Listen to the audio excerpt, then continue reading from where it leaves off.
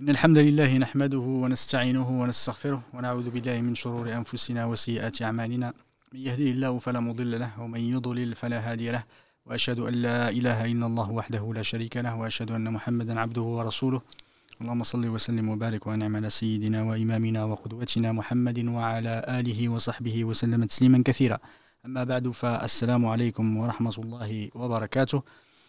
Bienvenue dans ce nouveau live, en compagnie de Cheikh Mahmoud, qu'Allah subhanahu wa ta'ala le récompense par le meilleur, qui est revenu parmi nous, alhamdulillah, après ce voyage et ce hajj qu'on espère, Inch'Allah ta'ala, accepter.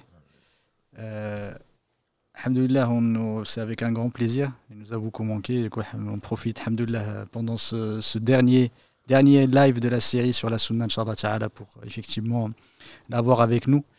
Et profiter alhamdoulilah, de sa sagesse et de sa science qu'Allah subhanahu wa ta'ala l'élève en degré et lui accorde de la sincérité dans les paroles et dans les actes, et à nous tous. Alhamdoulilah, on a vu l'importance de la sunna effectivement au travers de ces cours. L'idée c'est qu'alhamdoulilah on voit la sunna d'un autre œil, et effectivement le plus important c'est que on met en avant les efforts qui ont été déployés par nos ulama et les érudits pour le service de la sunna, pour mettre en avant effectivement la sunna du prophète alayhi salatu wassalam, qui est un pilier de notre religion et est une des sources principales, et avec le Coran une source principale de la législation. C'est important de redonner sa vraie place à la sunna, lillahi alhamd, et voir effectivement comment cette sunna a été transmise, comment elle a été enregistrée, et son histoire qui est extrêmement riche. Aujourd'hui, on voit de la sunna parfois que la surface, mais on ne voit pas tout ce qu'il y a derrière comme travail, comme effort, comme on va dire comme sang et sueur derrière, qui ont été déployés par les sahaba, qu'Allah subhanahu wa ta'ala les agrée, par ceux qui ont succédé jusqu'à maintenant. La sunna du prophète alayhi salatu wassalam continue à être au centre de l'intérêt des musulmans de façon générale et des savants. En tout cas, alhamdoulilah, je laisserai Cheikh, Inch'Allah ta'ala, au moins revenir effectivement nous faire un petit mot d'introduction, Inch'Allah ta'ala, parce que ça fait quelques semaines qu'on l'a pas eu parmi nous. Bismillah, alhamdulillah, wa salatu wa salam ala rasulillah. Le plaisir de partager, alhamdulillah, vraiment partager avec notamment nos frères et sœurs que j'ai rencontrés, qui vous passent le salam, très heureux d'être de cette belle famille qu'Allah subhanahu wa ta'ala a voulu donc faire de nous cette communauté, belle communauté, s'il en est. Et puis des gens qui suivent donc ces efforts vis-à-vis de la diffusion, et ils en étaient très heureux. On prie Allah subhanahu wa ta'ala que ce soit un bon signe pour nous, c'est qu'il soit un signe d'acceptation dans ce bas monde avant l'au-delà. Donc j'ai rencontré des sœurs et des frères que je ne saurais ici nommer de différents horizons, mais vraiment c'était un vrai plaisir qu'Allah subhanahu wa ta'ala accepte leur hajj et facilite également son adoration à ceux qui le désirent sincèrement, sa satisfaction, donc qu'ils aient les moyens ou pas. Et alhamdulillah, le hajj n'est pas une obligation, il faudrait consoler quand même les autres. Il n'est une obligation que pour celui qui a les moyens. Et Allah sait qui a les moyens, mais c'est une très très belle expérience sur laquelle nous reviendrons, Inch'Allah, donc au cours de certains lives. Ensuite, comme tu dis, Mohamed, barakallahu fik, je pense que si on savait le bonheur qu'il y a dans la conservation de la sunna du prophète sallallahu alayhi wa sallam. Qu'est-ce qu'on appelle sunna? Je ne vais pas revenir du tout sur ce que vous avez très bien fait en mon absence. Alhamdulillah, c'est souvent des musulmans, ce n'est que la sunna. Par exemple, on entend ce n'est que la sunna, et redisant la sunna à sa plus simple expression. Alors que ce n'est pas du tout ça. La sunna, c'est le fondement même donc, de l'islam, dans la mesure où Allah a voulu, donc subhanahu wa ta'ala, comme l'a dit le prophète sallam lors de son dernier pèlerinage, je vous laisse deux choses, si vous y accrochez, jamais vous ne connaîtrez la perdition, le livre d'Allah et ma sunna. Donc c'est pas toute une école, la sunna c'est un ensemble donc de choses, parmi lesquelles il y a des choses qui sont obligatoires, et parce que souvent quand on entend c'est sunna, ça veut dire que c'est pas obligatoire, c'est bien de le faire. Alors que bon, vous en avez parlé, il y a différentes catégories, il y a des choses qui sont obligatoires, qui sont fortement recommandées, ne serait-ce que par pudeur, le fait de savoir que c'est ce qu'Allah aime, on n'a pas, nous, à être là en train de dire oui, ça c'est pas important. Parce que si c'était pas important, Allah ne nous aurait pas envoyé le meilleur des hommes pour nous enseigner de ce que lui, il aime, lui qui n'a besoin de personne. Donc je pense que c'est vraiment un manque quand on entend quelqu'un dire non, c'est la sunna, ou ça, ce sont les gens de la sunna, comme on l'entend malheureusement dans certaines contrées, ou même dans certaines de nos villes, et entre les frères et les sœurs. Je pense que c'est vraiment un manque de pudeur. Parce qu'Allah a choisi le meilleur des hommes, accompagné par les meilleurs des hommes, pour nous laisser la meilleure des religions, la forme en tout cas qu'il agrée, subhanahu wa ta'ala. Donc je pense qu'on doit, quand on parle de la sunna, on dit que l'imam Malik, Allah lui fasse miséricorde, quand il prenait un hadith, quand on venait l'interroger, sur un hadith, puisqu'il fait partie de ces hommes qu'Allah a honorés dans ce bas monde, qui leur accorde le paradis et son agrément, on dit que quand on l'interrogeait sur un hadith, il se levait, il demandait à celui qui interrogeait de l'attendre, qu'il allait prendre les grandes ablutions, qu'il allait porter ses meilleurs habits, se parfumer, et ensuite dire, voilà ce que j'ai entendu de Nafia, qu'il a entendu d'Ibn Omar, qu'il a entendu du prophète sallallahu alayhi wa sallam, parce que c'est pas qu'on parle d'Allah, on parle de sa religion. Donc c'est pas quelque chose de simple. Donc Anas disait, je n'aimais pas la courge, mais dès que j'ai vu le prophète sallallahu alayhi wa sallam en train de le manger, je l'ai aimé. Voilà. Donc on ne peut pas comparer des chevaux aux ânes, quoi. C'est pas possible. On ne sait pas vraiment la richesse et la chance que nous avons, nous, d'avoir tout mâché. C'est tout mâché. On est des consommateurs, mais on ne sait même pas d'où viennent les choses. C'est pour cela que je pense que vraiment que c'est là, cette série de lives, alhamdoulilah, qu'Allah nous en fasse profiter, c'est quelque chose d'extrêmement important de savoir que ce n'est pas, contrairement aux coranistes dont vous avez un peu parlé, et d'autres qui pendant, on prend le Coran, on le laisse, si tu ne sais pas ce que tu es en train de perdre. Voilà. Si tu savais la sunna, tu t'y accrocherais. On fait de l'imam Malik, qu'Allah fasse miséricorde, la sunna c'est l'arche de Noé.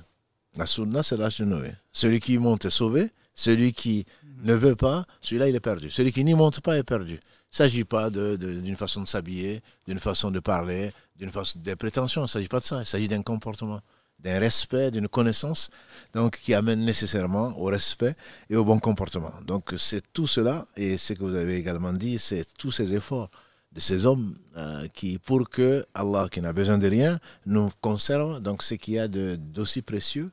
Et comme je dis parfois, je n'ai pas vu une science humaine, entre guillemets, aussi détaillée, aussi précise que la science du hadith. Et ça, je pense que malheureusement, on ne pense pas, oui, ce sont des hommes comme nous, non. Et c'est des hommes. Nous, je ne sais pas comment il faut nous qualifier. C'est vraiment des gens qui prenaient, qui ont donné, comme tu dis, sueur et sang, pour aller vérifier ne serait-ce qu'un seul hadith. Voilà, ce qui n'est pas notre cas. On ne prend même pas de nous ça, dans ces moments de réseaux sociaux où on n'entend que des choses qui n'ont aucun fondement. C'est des gens qui étaient tellement précis parce qu'ils craignaient Allah, à partir du hadith du prophète sallallahu alayhi wa sallam qui dit « Celui qui ment sur moi », mais non, le mensonge sur moi n'est pas équivalent, c'est pas un mensonge ordinaire, bien que le mensonge ordinaire soit grave, mais c'est pas un mensonge ordinaire. Celui qui ment sciemment sur moi, qui réserve sa place en enfer, comme on réserverait un hôtel. C'est quelque chose d'assuré. Et donc, c'était des gens qui craignaient Allah et qui vérifiaient les mots, qui vérifiaient des gens de qui ils prenaient. Quand on comprend tout ça, on se dit, nous, on a sur un plateau d'or. Et malgré ce plateau d'or, bien sûr, on le repose du pied et on va chercher ailleurs. Donc, ça, je pense vraiment que c'est très important. J'espère que Allah a fait profiter les gens qui ont pu assister à cette série et puis d'autres pour vraiment respecter ces gens qui ont donné leur vie, qui ont donné leur bien, pour que Allah subhanahu wa ta'ala les utilise et utilise donc ces gens pour nous enseigner et donc également pour les honorer, pour les remercier, parce que celui qui ne remercie pas les gens ne remercie pas Allah, comme l'a dit le prophète sallallahu alayhi wa sallam. Et donc ne pas reconnaître leurs efforts et leur supériorité, je dirais, c'est certainement se prendre pour ce qu'on n'est pas. Donc tout ceci, c'était une longue introduction, mais pour dire c'est extrêmement, mais vraiment, si on savait la chance qu'on a, entre guillemets, si on peut parler de chance, l'aubaine qu'Allah nous accorde, certainement on aurait été beaucoup plus reconnaissant. Et effectivement, on est arrivé à peu près dans les discussions jusqu'à peu près au IVe siècle. On avait vu, alhamdoulilah, l'âge d'or de la compilation de la Sunna, et on a vu effectivement que ça s'est concentré, il a à un moment, à peu près un siècle, où il y a eu les plus grands ulama, les plus grands érudits, effectivement, qui nous ont transmis la Sunna, à savoir le Bukhari, Muslim, Abu Daoud, Tirmidhi, Nasa'i, Ibn Majah, tous ils ont vécu à peu près au même moment. Alhamdulillah. Qu'Allah subhanahu wa ta'ala les récompense par le meilleur. Et c'est là on a vu effectivement l'apogée dans la science du hadith. Je rappelle juste alhamdoulilah, une petite la question qu'on a évoquée, pardon, on a posée la semaine, je crois que c'est la semaine dernière ou la semaine d'avant.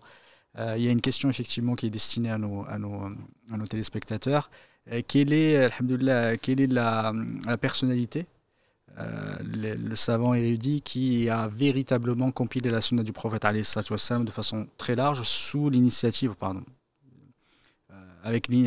sous l'égide de Omar ibn Abdel Aziz radiyallahu ta'ala anhu, rahimahullahu ta'ala, qui a effectivement lui a demandé de compiler la sunna du prophète alayhi salatu wassalam. Juste pour vous aider, il y a quelqu'un qui a dit que c'était l'imam Malik. Non, ce n'est pas l'imam Malik, qu'Allah subhanahu wa ta'ala l'a gré, qui a écrit le Muwatta, qui fait partie des premiers livres, même si ce n'est pas le premier à avoir écrit, mais c'est un des premiers livres bien organisés qui a établi les fondements de l'école malikite. C'est effectivement son maître, son cheikh. Inch'Allah ta'ala, si vous avez la réponse à la question, n'hésitez pas à nous appeler, Inch'Allah ta'ala, après la fin du live Bénillahi ta'ala. Et le livre, effectivement, que j'ai oublié de le prendre, mais alhamd, on va Inch'Allah ta'ala, on va le rapporter tout à l'heure, Inch'Allah ta'ala. Du coup, alhamdoulilah, après ce siècle, effectivement, qui est l'apogée et l'âge d'or, les ulama, ils ont continué en fait ce travail-là, ce travail de compiler le hadith et de réorganiser dans des compilations. Et on connaît ceux qui ont suivi ce qu'a fait l'imam Bukhari, rahmatullahi ta'ala alayhi, l'imam Muslim, de ne sélectionner que les hadiths qui étaient authentiques. Parmi ceux-là, ceux qu'on connaît le plus, il y en a à peu près 4. Il y a Sahih ibn Khuzayma, rahmatullahi ta'ala alayhi, effectivement, il y a Sahih ibn Hibban, il y a Sahih ibn Sakan et le Mustadrak al-Hakim. Effectivement, ça, ces 4 livres-là, les 3 qui sont extrêmement connus, c'est Ibn Khuzayma, Ibn Hibban et le Hakim, qui ont vécu à peu près en même moment aussi, juste après ce siècle-là, le siècle d'après. Alhamdoulilah, ils ont voulu, dans leur introduction, de n'introduire ou de ne citer que les hadiths qui étaient authentiques. Mais le ulama, et ça c'est comme tu as dit tout à l'heure, l'importance de l'ilm hadith, c'est que on n'accepte pas ce que quelqu'un déclare. C'est pas parce que quelqu'un dit que son livre est authentique qu'on l'accepte comme ça. C'est une science qui est une science qu'on fait pour Allah subhanahu wa ta'ala et qu'on demande, effectivement, qu'on a fait par Allah subhanahu wa ta'ala et pour Allah subhanahu wa ta'ala. On n'accepte pas la parole des hommes. Du coup, il y a eu une vérification, on regarde à chaque fois. Et ça, c'est une particularité de la science religieuse, la particularité de notre religion, celle de la religion de l'islam, c'est qu'on vérifie, on ne prend pas la parole de n'importe qui. On vérifie quelles sont les sources et quelles sont les preuves de ces dires. C'est pas seulement, il l'a dit dans son introduction, qu'on va accepter. Et malheureusement, beaucoup, on va pas dire des savants, mais plutôt même à une époque où il y a taqlid, effectivement, qui a été l'imitation, qui a apparu, et les gens ne regardent plus, ne critiquent plus. C'est pas dans la critique, c'est pas la critique mauvaise dans un propos, mais c'est la critique constructive. Ouais, c'est l'esprit critique. Mais ils ont perdu cet esprit critique et ils sont venus dans l'imitation complète. Ils prennent à chaque fois ce que leur cheikh leur dit sans regarder et sans demander une preuve, sans effectivement être tout en étant bienveillant, tout en ayant un bon comportement. Et également, ça se retrouve aussi dans pas mal d'entre nous, qu'Allah subhanahu wa ta'ala nous réforme. On prend des livres parfois et parce que la personne a dit une telle chose, que directement on prend sa parole pour argent comptant et on commence à la diffuser sans faire attention, effectivement, sans même savoir qui a écrit. On lit des livres, on regarde, mais c'est bien écrit, alhamdoulilah, il parle d'Allah et de son prophète, alhamdoulilah, on prend, effectivement, il n'y a pas de problème. Du coup, il faut faire très très attention et prendre exemple sur ces ulama. Ils n'acceptaient pas, même si effectivement ces gens-là, comme Ibn Khuzayma rahmatullahi ta'ala alayhi, était un grand savant, il a dit qu'effectivement il prenait les hadiths étaient authentiques, il vérifiait la chaîne de transmission, etc. Mais il ne prenait pas pour argent comptant ce qu'il disait, du coup il vérifiait derrière lui. Et dans ces livres-là, que ce soit celui d'Ibn Khuzayma, Ibn Hibban, et Mustadrak al-Hakim, les livres, il n'y a pas que des hadiths authentiques, il y a des hadiths aussi qui sont avec un degré moindre d'authenticité qui est le Hassan, mais également il y a du da'if aussi, il y a parfois du mawdu' également, des hadiths qui sont faibles et parfois même des hadiths qui sont des mensonges. Du coup, il faut faire très très attention de ne pas prendre tout ce qui est écrit dedans, mais les ulama, alhamdoulilah, ils ont travaillé sur ces livres, ils ont réévalué ces hadiths pour nous montrer effectivement, nous indiquer qu'est-ce qui était faux, qu'est-ce qui est du vrai, qu'est-ce qui est authentique. Ils ont fait ce travail-là. Et Mustadrak al-Hakim, c'est un livre qui est un peu spécial pour comprendre qu'est-ce que le Mustadrak. Le Mustadrak, c'est un peu le rattrapage. Et en fait, Mustadrak, il disait qu'effectivement, il voulait rattraper des hadiths en plus en respectant les conditions de l'imam Bukhari ou l'imam Muslim. Les conditions qu'ils avaient spécifiées dans leur livre, l'authentique de l'imam Bukhari et l'authentique de l'imam Muslim.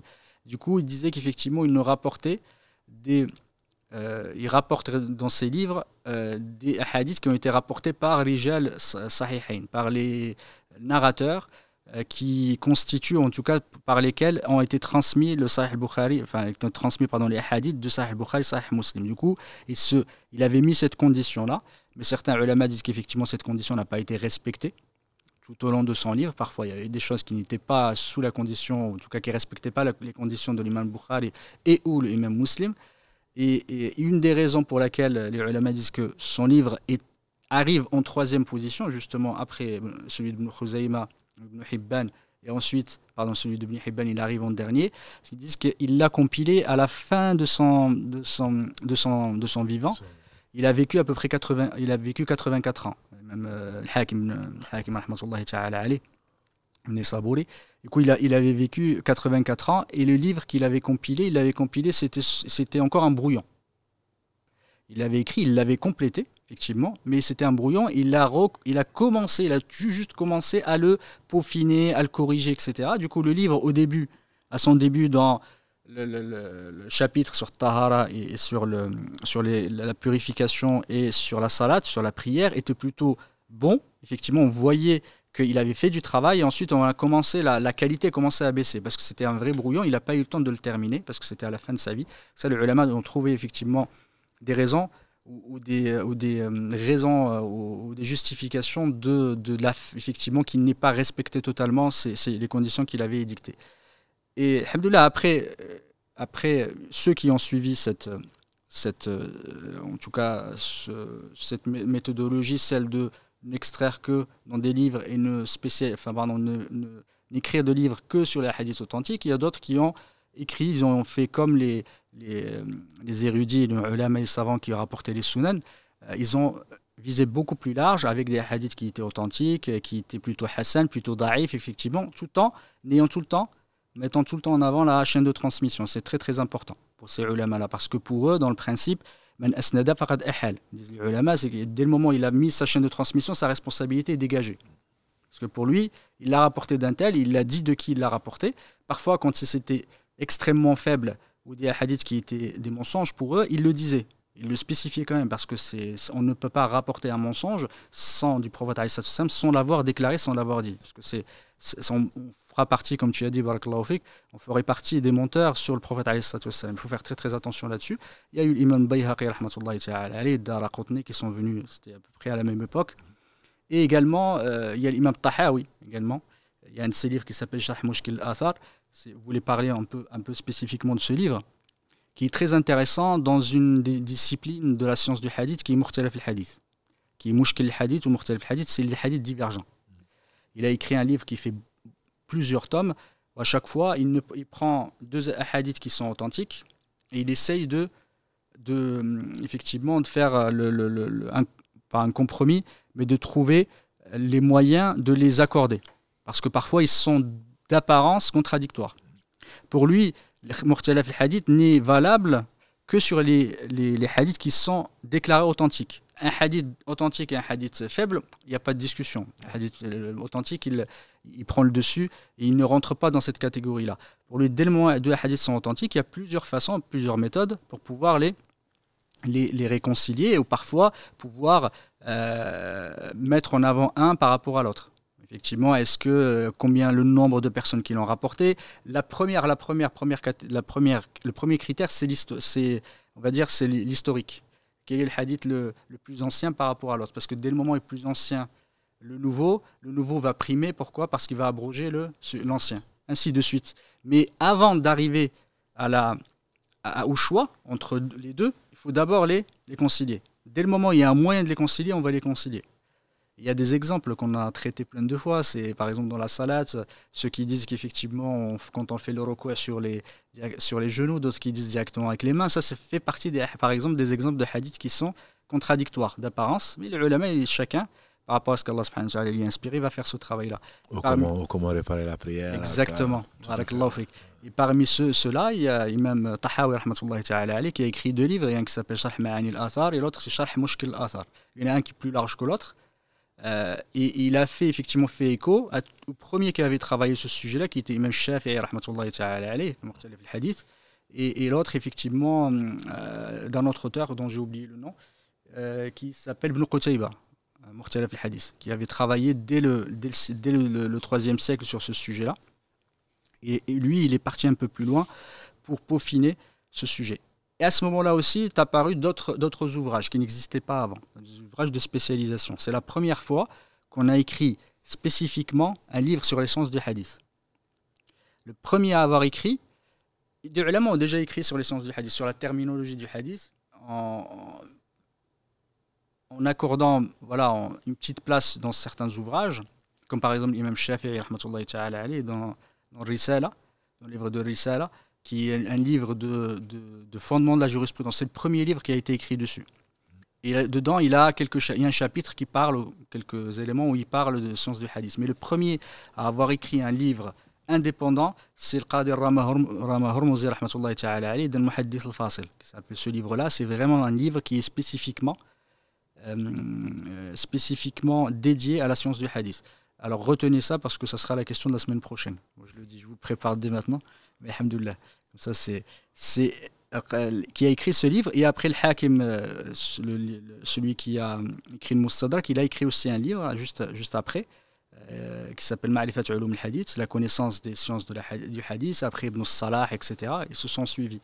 Il y a aussi une nouvelle façon, de nouveaux ouvrages qui ont commencé à apparaître, comme le Mustakhrajat. Ce qu'on appelle le Mustakhrajat est très important, qui est une spécialité extrêmement importante, dans le sens où les gens ils vont venir, la mustakhraj c'est comme l'extraction, tu vas extraire, mais dans le sens, c'est pas réellement une extraction, mais ils vont aller prendre un livre comme ça, comme le livre Sahih al-Bukhari ou Sahih Muslim ou d'autres, les livres de la Sunna, et il va reconstituer en fait la chaîne de transmission du hadith par rapport à sa propre chaîne de transmission. En fait, en ayant le même, en fait, en rejoignant avec l'auteur principal, en se rejoignant à son cheikh ou le cheikh de son cheikh. Par exemple, il va par exemple, un qui va rapporter de l'imam Bukhari rahmatullahi ta'ala alayhi, qui va rapporter de son cheikh, Ibn Ma'in ou d'autres.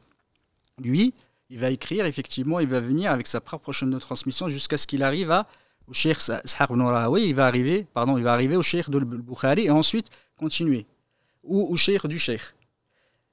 L'intérêt, c'est qu'on puisse avoir toutes les chaînes de transmission pour avoir potentiellement des ajouts qui n'existaient pas dans la version d'un auteur, de pouvoir vérifier les chaînes, effectivement, est-ce que la chaîne vérifier certains auteurs, parfois parce que l'auteur de celui qui va écrire, il va rapporter de son cheikh sans le citer.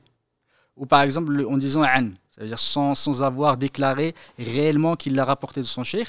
Et le fait d'avoir une autre façon de le faire, on va vérifier que vraiment la transmission a bien été faite de façon claire et bien déclarée. Du coup, il y a une façon effectivement de travailler la sunna pour pouvoir avoir le plus une cartographie la plus large possible des chaînes de transmission des ahadiths.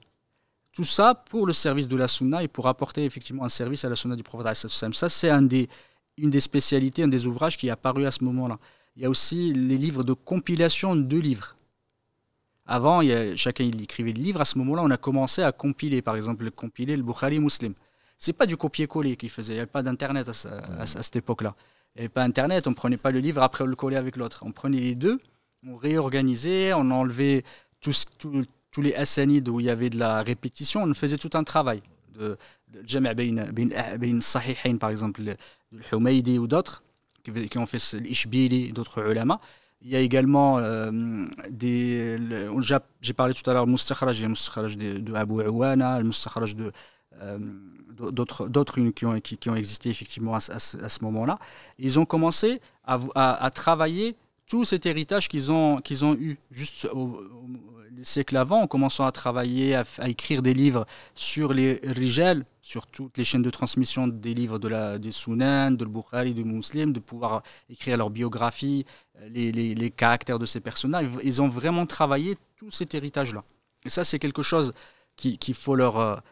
comment dire, c'est un mérite important, parce qu'ils ont réellement assis la science du hadith, ils ont travaillé toute cette sunna, alhamdoulilah, tout en la peaufinant, tout en apportant des précisions supplémentaires, du travail supplémentaire. Et c'est quelque chose, alhamdoulilah, maintenant, qui est beaucoup plus facile à faire aujourd'hui avec l'Internet, avec les ordinateurs. À l'époque, il n'y avait pas. Effectivement, il y en a qui travaillaient, ils faisaient par exemple les livres, ils écrivaient les livres, ce qu'on appelle l'atraf. L'atraf, ils prenaient un bout d'un hadith et ensuite ils citaient tous les ulama, tous les muhaddithines qui l'ont rapporté. C'est à peu près la recherche qu'on fait maintenant sur Internet. Tu recherches, après tu as tous les... Et ce travail-là, il le faisait manuellement. Et à chaque fois quand tu revenais, tu cherchais à ce hadith, en allant dans leur livre, tu cherchais effectivement ce hadith, prenais juste un bout par lequel tout le monde le connaît. Par exemple, Innamal a'malu binniyat, ils vont mettre Innamal a'malu binniyat, ils vont pas mettre tout le livre, tout le hadith, ils vont juste le bout qui est connu. Et ensuite, il va dire qu'il a été rapporté par un tel, dans tel livre, dans tel livre, dans tel livre, dans tel livre. Et ce travail-là, c'était un travail d'années complètes, de décennies complètes. Ça te prenait énormément de temps et ils ne dormaient presque pas, effectivement, pour pouvoir y arriver, parce qu'ils n'avaient pas toutes ces dettes qu'on a aujourd'hui. Aujourd'hui, il y a certains logiciels, tu tapes, tu cherches le mot, tu le tapes. Même, alhamdoulilah, il y a certaines années, pour aller retrouver dans le Coran un certain mot, on se servait de certains livres. Tu vois, celui par exemple que tu as, que tu utilises. Maintenant, alhamdoulilah, c'est beaucoup plus simple. Tu tapes maintenant le mot, alhamdoulilah, tu te dis dans quel endroit, voilà, ça devient de plus en plus simple. Mais ça ne veut pas dire que ça crée de nous des savants. C'est plutôt, ça crée de nous des gens qui sont plutôt feignants. Et quand ils revenaient, alhamdoulilah, dans ces livres, disent les ulama, parfois quand tu prends le livre, tu recherches quelque chose, en recherchant, tu vas pas y arriver du premier coup, ça va te prendre beaucoup de temps, mais en feuilletant, tu vas arriver en fait à lillahi alhamd, à retrouver, en tout cas à t'imprégner d'autres choses. En feuilletant, tu vas lire et ensuite, alhamdoulilah, tu vas avoir beaucoup plus de choses parce que tu n'arrives pas directement à la cible, ce que tu recherches réellement. Du coup, ça les aidait à revoir parce qu'ils étaient obligés de relire. Parfois, quand ils cherchaient quelque chose, Imam Shafi'i rahmatullahi ta'ala, il dit qu'il y a quelqu'un qui avait posé une question, on rapporte de lui, il avait un cours, il disait justement, il mettait en avant les sources de la législation. C'était le Coran, la sunna du prophète, l'ijma' et le qiyas. Il y a quelqu'un comme ça dans l'assistance qui lui pose la question, il a dit le Coran et la sunna, on voit très bien. Il lui a dit l'ijma'. D'où tu tiens la preuve, d'où ça te vient? Pourquoi tu dis ça? Il a dit il n'arrivait pas, il ne trouvait pas de la réponse parce que pour lui c'était une évidence. Mais il n'avait pas la preuve. Parce que comme parfois pour nous, on dit pourquoi tu pries le dohr 4 fois. Tu le sais, tout le monde le sait. Mais quand on va te demander quelle est la preuve, parfois tu ne l'as pas en tête. Du coup, il dit, il est parti, il est rentré chez lui, il est resté plusieurs nuits, il a relu le Coran 60 fois pour rechercher effectivement l'origine. Il a trouvé, effectivement, la preuve.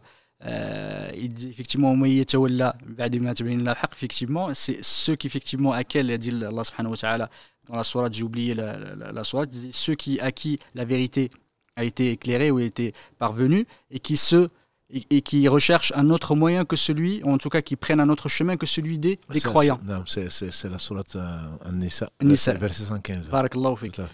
Et effectivement, à partir de là, de ce verset-là, il a dit voici la preuve de Ijma'. Parce que celui qui va rechercher un autre chemin que celui des croyants. Tout à fait, absolument. Et alhamdoulilah, on voit le travail qui a été mené par ces ulama-là, lillahi alhamd. Et c'est important, comme tu disais tout à l'heure, c'est de leur rendre hommage. Parce qu'on fait ce cours-là, je vois peut-être que c'est un peu trop spécialisé, on rentre un peu trop dans les détails, parfois peut-être, mais c'est de montrer quelles étaient l'étendue des efforts qu'ils avaient menés. C'est pas seulement des gens, enfin, on récupère certains livres, on voit des fois des petites comment dire, des citations, Rawa al-Bukhari ou Rawa Muslim, mais on ne sait pas tout l'effort qu'ils ont mis en avant. Et c'est important de les remercier, on leur rendre effectivement hommage au travers de ces cours-là pour que les gens les connaissent un petit peu plus et qu'ils sachent effectivement quel est l'apport qu'ils ont apporté pour la sunna du prophète et plus largement pour notre religion. C'est eux qui nous ont transmis la sunna du prophète. Kabarakallahu fik, c'est juste pour voilà, quelques mots. Je parlerai après des derniers siècles. Alhamdoulilah, peut-être un jour on fera la même chose pour le Coran, Inch'Allah Ta'ala. Ce sera peut-être. Mais moi, ce que je retiens, effectivement, comme tu dis, ça peut paraître spécialisé. Il faut reconnaître, je pense que c'est très très important de savoir, c'est pas une religion qu'on hérite. Oui. Donc ça, je pense que c'est important. Combien de gens quand ils ont découvert autre chose, ont changé de religion. Comme les gens qui pensaient que la vie valait le coup et ne connaissaient pas l'au-delà une fois qu'ils l'ont découverte, Allah les a orientés vers. Donc c'est une porte d'entrée. Ça, je pense que c'est important. Et on aime que ce que l'on connaît. Donc c'est pour cela que malgré les précisions que tu viens de donner, c'est pas du détail. C'est la première chose. Ensuite, je pense qu'il y a une chose qui est très très importante, à mon humble avis, qui doit nous servir à chacun d'entre nous, spécialiste ou pas, c'est la méthodologie. Je trouve honnêtement que c'est si important. S'ils l'ont pris, même si on ne leur demande pas quelles sont les preuves, quand on prend un des versets 7, je crois, de la sourate 49, quand Allah dit si vous les croyants, quand un pervers vous apporte une information, vérifiez-la. Et donc, on n'a pas l'impression on le lit comme ça. Effectivement, il y a un historique, il y a une histoire, on sait pourquoi, à quelle occasion plutôt, Allah. Mais en fait, c'est tout un comportement. Et eux, parce qu'ils craignaient Allah, parce qu'ils le connaissaient, ils se devaient d'appliquer ça, et bien qu'ils ne considèrent pas les gens comme pervers. Donc c'est une chose qui est générale et qui doit nous accompagner dans notre réflexion, dans notre respect de la vérité, dans la recherche même, c'est ça la recherche en fait. Donc comparer ce qui est dit, est-ce que ça a une réalité ?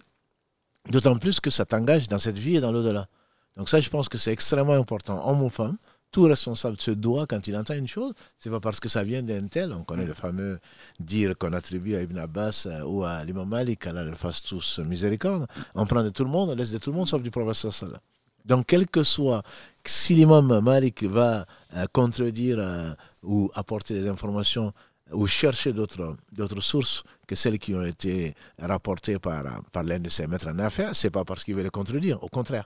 C'est parce que pour renforcer, et comme Ibrahim alayhi salam, il demande à Allah, montre-moi comment est-ce que tu vas ressusciter les morts. Allah lui dit, est-ce que tu ne crois pas? Il dit, si, je crois, c'est juste pour apaiser mon cœur. Donc je pense que ça, c'est un devoir d'un point de vue scientifique, d'un point de vue intellectuel, que chacun d'entre nous enrichisse sa religion, sa conviction, pour aller vers la certitude. Et ça, je pense que c'est un devoir, c'est pas une remise en cause de ce que les parents ont dit. Oui, mais tu doutes de ce que j'ai dit. Non, c'est pas du tout ça. Je vais enrichir, je vais être encore plus convaincu. Et ça, je pense que pour les intellectuels que nous sommes, ou dont nous nous proclamons, en tout cas, je crois que c'est très, très important. Et l'autre chose que j'ai retenue également de ce que tu as dit tout à l'heure, c'est le fait que de trouver toujours des excuses ou des conciliations. Quand on parle de Mustadrak, l'imam Al-Hakim, c'est comment se fait-il? Il a prétendu ceci, il a fait ceci, alors qu'en réalité, c'est comme si on prenait une base de données et ensuite on va trier. Donc toujours trouver, comme on fait dire le prophète sallam, trouver 70 excuses à son frère, et sans compter que certainement Allah subhanahu sait quels sont les efforts qu'ils ont faits pour arriver à ça. S'ils arrivent à du bien, c'est grâce à Allah, mais au moins ils seront récompensés. Et donc ça, je pense, dans notre démarche aussi, quand on prend, c'est pas parce qu'on trouve qu'un hadith est faible, ou qu'on va dire dans le Bukhari, on trouve 4 hadiths discutables, qu'on va dire, ah oui, mais ce ne sont que des hommes, certes, mais ça part d'une démarche consciente, une démarche de piété, pour ne laisser à la fin aux gens qui sont après nous, chacun d'entre nous a une responsabilité. Je pense qu'il ne faut pas l'oublier, on n'hérite pas, entre guillemets, de la religion, comme j'ai dit tout à l'heure. Chacun d'entre nous, c'est comme Allah nous utilise comme des filtres. Et je pense qu'il ne faut pas oublier, si j'entends quelque chose aujourd'hui, cette émission, si je la transmets à un ami, à une femme, à un enfant, je dois la transmettre de la meilleure des façons. Et pas rabâcher, entre guillemets, ce que j'ai entendu, je te l'ai récité. Non, parce que j'ai une part de responsabilité. Et comme on sait, c'est la région d'Allah. Donc si j'ai entendu ou je sais qu'il y a des divergences sur une chose, mieux vaut que je ne la transmette pas pour ne pas la polir, pour ne pas la polluer. Donc ça, je pense, entre autres, que c'est deux leçons qui me paraissent vraiment très, très importantes par rapport à ce que j'ai entendu, même si ça peut paraître être des spécialités, des choses très spécifiques, mais c'est la rigueur qui doit être une des clés, je pense, de conduite de tout un chacun. Ce n'est pas à nous, ce n'est pas notre religion, c'est la religion d'Allah, et surtout, il y a un jour où on aura à rendre compte. Allah dit dans la sourate 50, il ne prononce pas une parole s'il n'a pas à côté de lui un écrivain. Et qui sont fidèles. Donc, il s'agit vraiment d'être exigeant, à mon humble avis, vis-à-vis de ce que l'on transmet, vis-à-vis de ce, parce qu'on en est le témoin, et à ce moment-là, on va suivre une méthodologie, pas parce qu'on va idéaliser les gens, simplement, Allah leur a donné ce qu'il ne nous a pas donné, c'est-à-dire la piété, qui fait qu'avant de dire quoi que ce soit, il faut la vérifier, parce que demain, tu auras à répondre à ce que tu as dit. Effectivement, l'exemple de l'imam Shafi'i, cette histoire qu'on raconte de lui, on voit que l'importance qu'ils accordent à la science. Effectivement, une question comme ça qui est parfois banale, que quelqu'un peut-être l'aurait prise, il n'aurait même pas écouté. Il est parti, il est resté plusieurs jours, effectivement, à aller relire le Coran et à le chercher effectivement mot à mot jusqu'à ce qu'il retrouve effectivement ce verset de Surat Nisa 115, je crois. C'est ça, 115.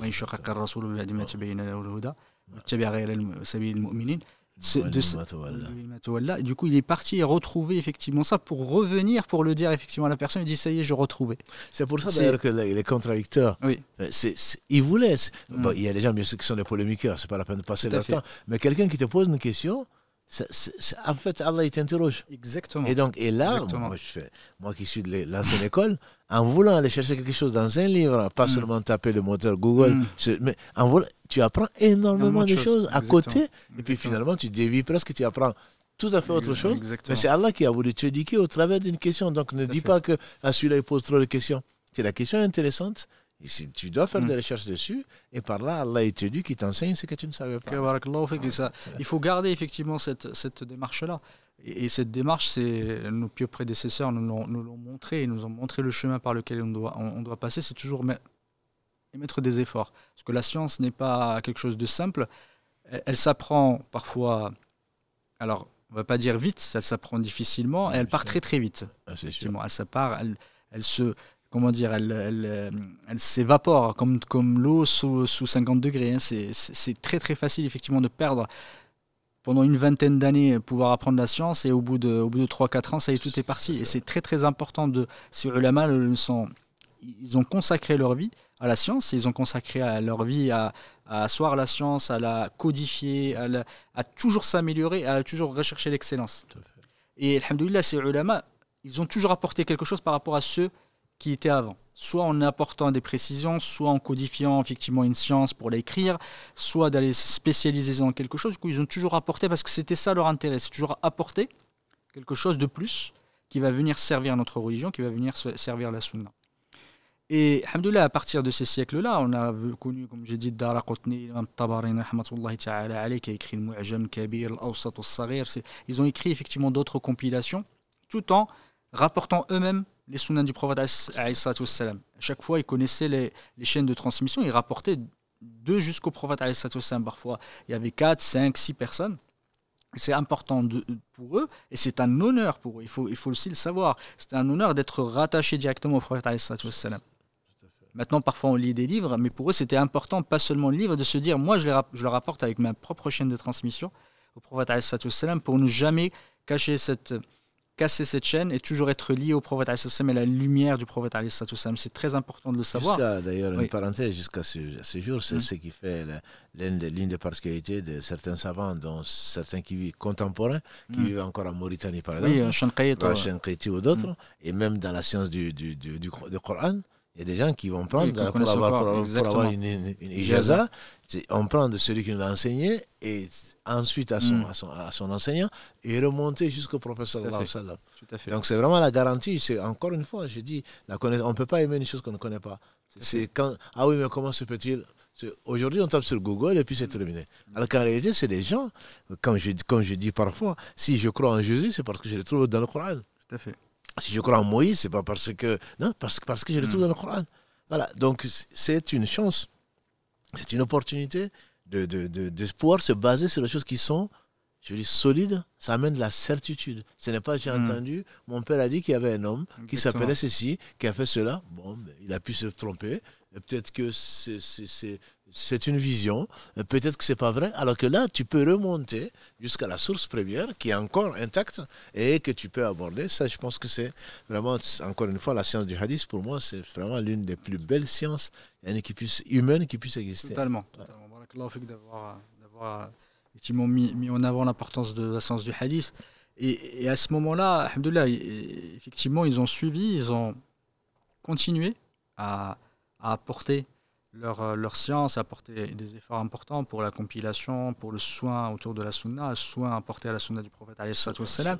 Et on a connu un tournant à partir du 5e siècle où l'histoire de l'islam a connu des rebondissements. Il y a beaucoup de fitan, beaucoup d'épreuves, des calamités, des éléments qui ont basculé en fait la science vers le déclin, qui a commencé un petit peu avant le 5e siècle. L'imam Baghawi, rahmatullahi ta'ala alayhi, qu'on surnomme Muhyi Sunna. Muhyi Sunna, c'est celui qui a revivifié la sunna du prophète alayhi salatu wassalam. Il le disait lui-même quand il a écrit son livre qui s'appelait Sharh Sunna lil Baghawi, Sharh Sunna, l'explication de la sunna, qui est un livre de compilation.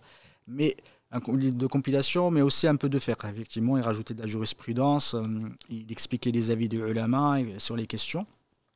Il disait pourquoi il avait écrit ce livre, parce qu'il voyait de plus en plus l'empreinte ou la recrudescence des gens de l'innovation et de la passion qui ont pris les devants, et il voit que la sunna n'a plus que, en réalité, que le mot. En fait, il n'y avait plus que le mot, et pour lui, c'était important de revivifier la sunna et d'amener les gens effectivement vers la sunna du prophète alayhi salatu wassalam, parce que les gens ils se sont commencés à se désintéresser. Et c'est arrivé à un moment de l'histoire où on commençait à avoir le déclin de la khilafa abbasside, à cause, premièrement, une des premières causes effectivement du déclin, c'est que les Turcs, on ne parle pas des Turcs maintenant qui sont en Turquie, c'est les Turcs effectivement qui sont venus d'Asie centrale, ils ont commencé à prendre le pouvoir. Et juste après, on a vu l'apparition de ce qu'on appelle le Bouayhiyoun. Le Bouayhiyoun, qui est une dynastie qui est apparue en Perse, qui étaient des chiites, qui ont adopté en fait le chiisme. Et ils sont venus, ils sont rentrés en fait à Bagdad. Ils ont pris le pouvoir, non pas pris le pouvoir complètement, mais ils sont rentrés et que effectivement dans les rouages de l'État, et le rôle du calife n'était plus qu'un rôle d'apparence. En fait, figuratif. Il n'avait plus de pouvoir. C'est eux qui tenaient le pouvoir pendant à peu près 120 ans. Et c'est à ce moment-là qu'on a commencé à avoir vraiment le déclin. On a commencé à avoir la recrudescence, en tout cas l'apparition des bid'ah et des innovations. On a vu également, par exemple, à Bagdad, l'apparition, par exemple, de façon très impunie, l'insulte, le fait d'insulter les sahaba du prophète alayhi salatu wassalam. À ce moment-là, ils ont commencé à insulter partout. Et on a recommencé effectivement à avoir ce qu'on appelle, ils ont commencé à fêter Ashura, à ce moment-là. En faisant tout ce qu'on voit maintenant, c'est à partir de ce moment-là, c'est apparu. Pendant Ashura, pour se remémorer la mort de Hussein, qu'Allah subhanahu wa ta'ala l'agrée. Et ils ont commencé à faire, par exemple, les Eid al-Ghadir, pour Ghadir, etc. Ils ont instauré certaines habitudes, certaines traditions chiites. Et ça a mené, en fait, à une fitna extrêmement grande à l'intérieur de Bagdad entre les chiites et les sunnites. C'est à ce moment-là que ça a commencé vraiment. Et ça a marqué le déclin, le vrai déclin scientifique à ce moment-là. Et ça a été aussi, on va dire, couplé à l'apparition des Ubaydites. Les Ubaydiyoun, qui se sont appelés les Fatimiyoun, les Fatimides, ouais. Sont pas vraiment, certains ulama ne veulent pas en fait qu'on les appelle comme ça parce que ça relie à un nom. Exactement. De Fatima qu'Allah subhanahu wa ta'ala l'agrée. Et les Ubaydiyoun, qui est le premier les avoir, effectivement, le fondateur qui s'appelle Ibn Ubaydillah al-Fatimi. La première apparition a été en Tunisie, à la ville de Mehdiya, effectivement, que les Tunisiens connaissent. Effectivement, c'est eux qui l'ont fondé. Et après, ils se sont installés en Égypte après. Et eux, ça a été une vraie calamité pour la science de façon générale et pour la sunna de façon, effectivement, pour la science du hadith, la science religieuse et pour la sunna de façon générale. c'est des gens, effectivement, que les ulama disent que c'était des batiniyoun, voilà, comment dire, ils mettaient en avant le fait que Ubaydullah ou que leur calife était un dieu, parfois même un prophète. Ils racontaient qu'il avait ramené une fois un alim, un savant, deux savants. Ils leur ont dit effectivement, est-ce que tu attestes que le calife Ubaydullah est le prophète d'Allah, le prophète. Il lui a dit, même si il ramenait sur sa droite le soleil et sur sa gauche la lune, et qu'ils disent que c'est lui le prophète d'Allah, je ne le dirai pas. Et il les a tués, malheureusement. Et on raconte aussi, il y a plein d'histoires, effectivement, qui ont été racontées, des ulama qui ont été tués, qui ont été massacrés, qui ont effectivement vécu des horreurs, hein, des ulama qu'Allah subhanahu wa ta'ala leur fasse miséricorde et qu'il les récompense par le meilleur. Et c'est à ce moment-là qu'est apparu, par exemple, le Mawlid. Le Mawlid Nabawi, c'est à l'époque des Fatimides. C'est eux qui l'ont instauré. Et d'autres d'ailleurs, d'autres choses. À ce moment-là, on a vécu effectivement une transformation qui a poussé certains ulama à redoubler d'efforts pour remettre la sunna du prophète et la sunna rapportée par les sahaba, qu'Allah subhanahu wa ta'ala les agrée dans un contexte extrêmement empreint par le chiisme, de le revenir vers la sunna du prophète rapportée par les sahaba et d'accorder cette importance-là. Et on a connu aussi un événement, ou en tout cas un épisode extrêmement douloureux, c'est les Tatars. Les Tatars qui ont envahi les pays musulmans. Ça a été l'apogée, c'était la destruction de Bagdad. Ils ont détruit complètement Bagdad. Et jusqu'à ce qu'Allah subhanahu wa ta'ala les éloigne, il les a éloignés complètement du paysage grâce à, effectivement, alhamdoulilah, grâce à certains, grâce à, alhamdoulilah, aux efforts qui ont été déployés. Et une des dernière bataille a vécu effectivement la participation chez Cheikh Islam ibn Taymiyyah rahmatullahi ta'ala. C'est une des dernières batailles qui était à Damas, surtout effectivement à côté de Damas, pardon. Et il a participé activement à cette bataille-là, et c'était la fin effectivement des Tatars. Et malheureusement, ils ont commis énormément d'atrocités. Ils ont détruit Bagdad, tous les livres, ils les ont brûlés. C'était une catastrophe. Également, à ce moment-là aussi, il y a eu beaucoup de divergences, beaucoup de petits États, surtout on a connu par exemple en Andalousie, Molouk Tawaif, chacun effectivement se battait avec l'autre. C'était très très dur à ce moment-là, et ça a poussé un déclin. Et alhamdoulilah, certains ont repris la main. Ils ont déployé beaucoup d'efforts. Mais peut-être, c'est même sûr que ces épreuves-là, ça passe forcément. Allah fait sortir le vivant du mort, le mort du vivant. Et ce n'est pas parce qu'une chose a atteint son apogée qu'elle ne va pas descendre. Justement, c'est une épreuve. Et là, je pense que tu as souligné un point qui est très important, qui est celui des intellectuels. Oui. L'intellectuel n'est pas là, c'est un combattant tous les jours, c'est pour défendre ses idées au prix de sa vie, comme c'est arrivé à beaucoup de... D'ailleurs, quand on prend les différents livres dans n'importe quel domaine, et en fait, ils sont forcément teintés de la situation historique. Mm-hmm. Et ce qui amène les uns et les autres à vraiment travailler, à vouloir défendre coûte que coûte. Mm-hmm. Parce que ça me rappelle toujours ce fameux hadith qui me plaît beaucoup, où le prophète m'a dit, on m'a montré en songe donc différents peuples, et il a parlé de Moussa alayhi salatu wassalam avec beaucoup. Lui, son groupe, qu'Allah nous compte parmi celui-là, avait énormément de personnes qui avaient constitué, Inch'Allah, la moitié du paradis. Et il dit, il y a des prophètes qui sont venus, avec eux quelques-uns, et un prophète avec lui personne. Donc ça, je pense que c'est quelque chose d'extrêmement important qu'il faut garder en tête. Et quand on parle de Jama'a, souvent quand on parle de Sunna et Jama'a, on a l'impression qu'on traduit souvent par les gens de la Sunna et du groupe. Alors qu'en réalité, on fait dire à Ibn Mas'ud, qu'en agrée, le groupe, le Jama'a, c'est la vérité même si tu es seul. Donc c'est pas parce que l'imam Ahmad ou d'autres qui étaient minoritaires dans leur cité aujourd'hui, Ibrahim alayhi salatu salam, on vient du Hajj, c'est qu'il était ultra minoritaire.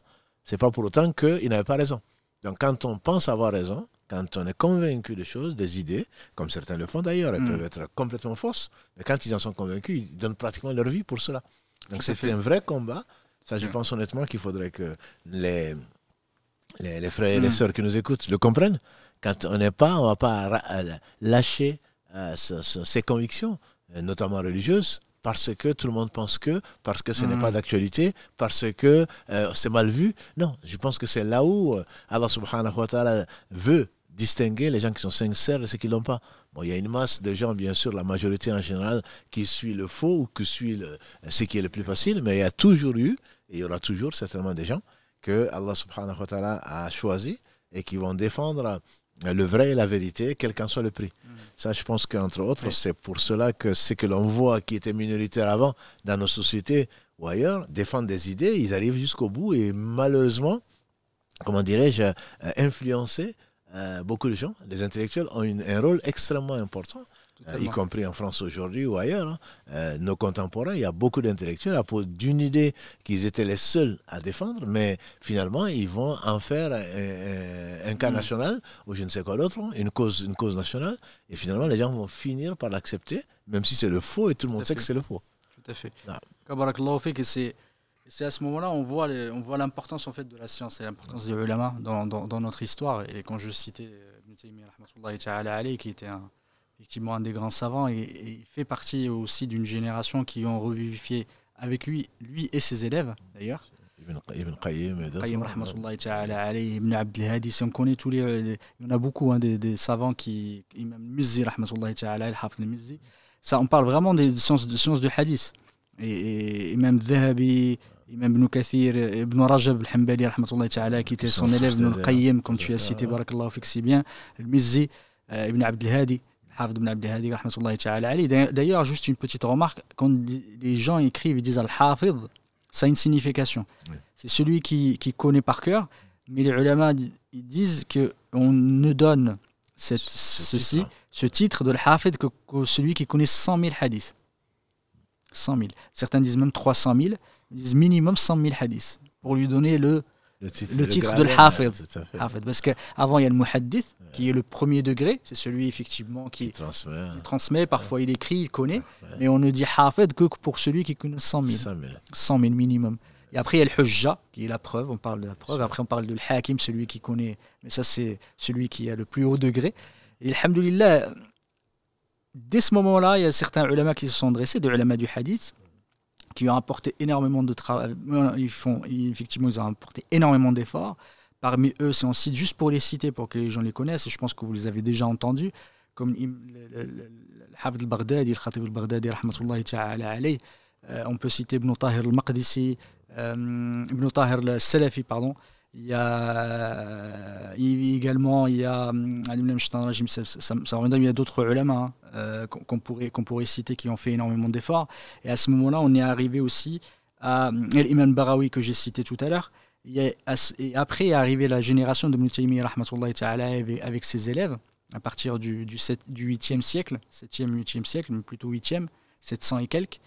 Et après cela, il y a l'école de l'imam Ibn Shtarajim qui était le maître de Ibn Hajar Ibn Hajar al-Asqalani, qui était son maître.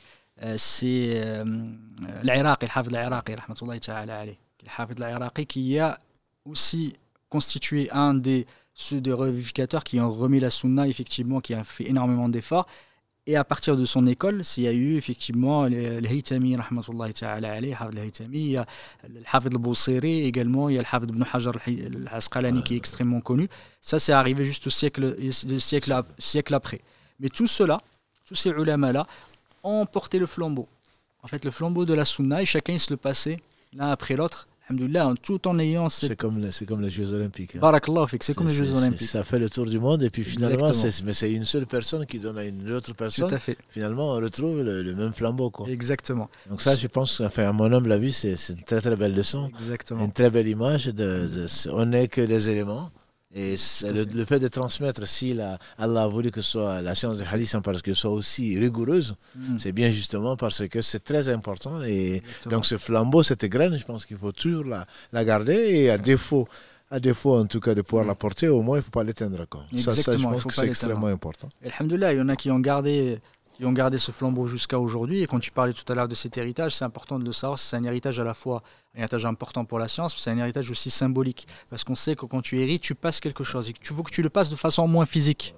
Parce que quand tu as passé ton héritage, c'est pas des choses de façon qu'on va transmettre de façon virtuelle, mais de façon réelle. Et la science, elle se transmet de façon réelle. Et il faut garder cette chaîne-là, parce que les ulama sont les héritiers du prophète, alayhi salatu wassalam, et c'est primordial de garder cette chaîne, de tout le temps transmettre l'un après l'autre, même avec une parole, même par un geste, peut-être par un acte, mais au moins transmettre quelque chose à la génération future. Et ça, c'est le rôle à la fois des prophètes, des ulama et des éducateurs également. Effectivement, c'est ce que tu vas laisser derrière toi, c'est la science que tu vas laisser, tu dois la transmettre, tu dois la faire voir, tu dois la transmettre réellement aux personnes. Ouais, c'est l'une des sagesses pour lesquelles, parmi les 3 choses qui restent après ta mort, c'est bien ça.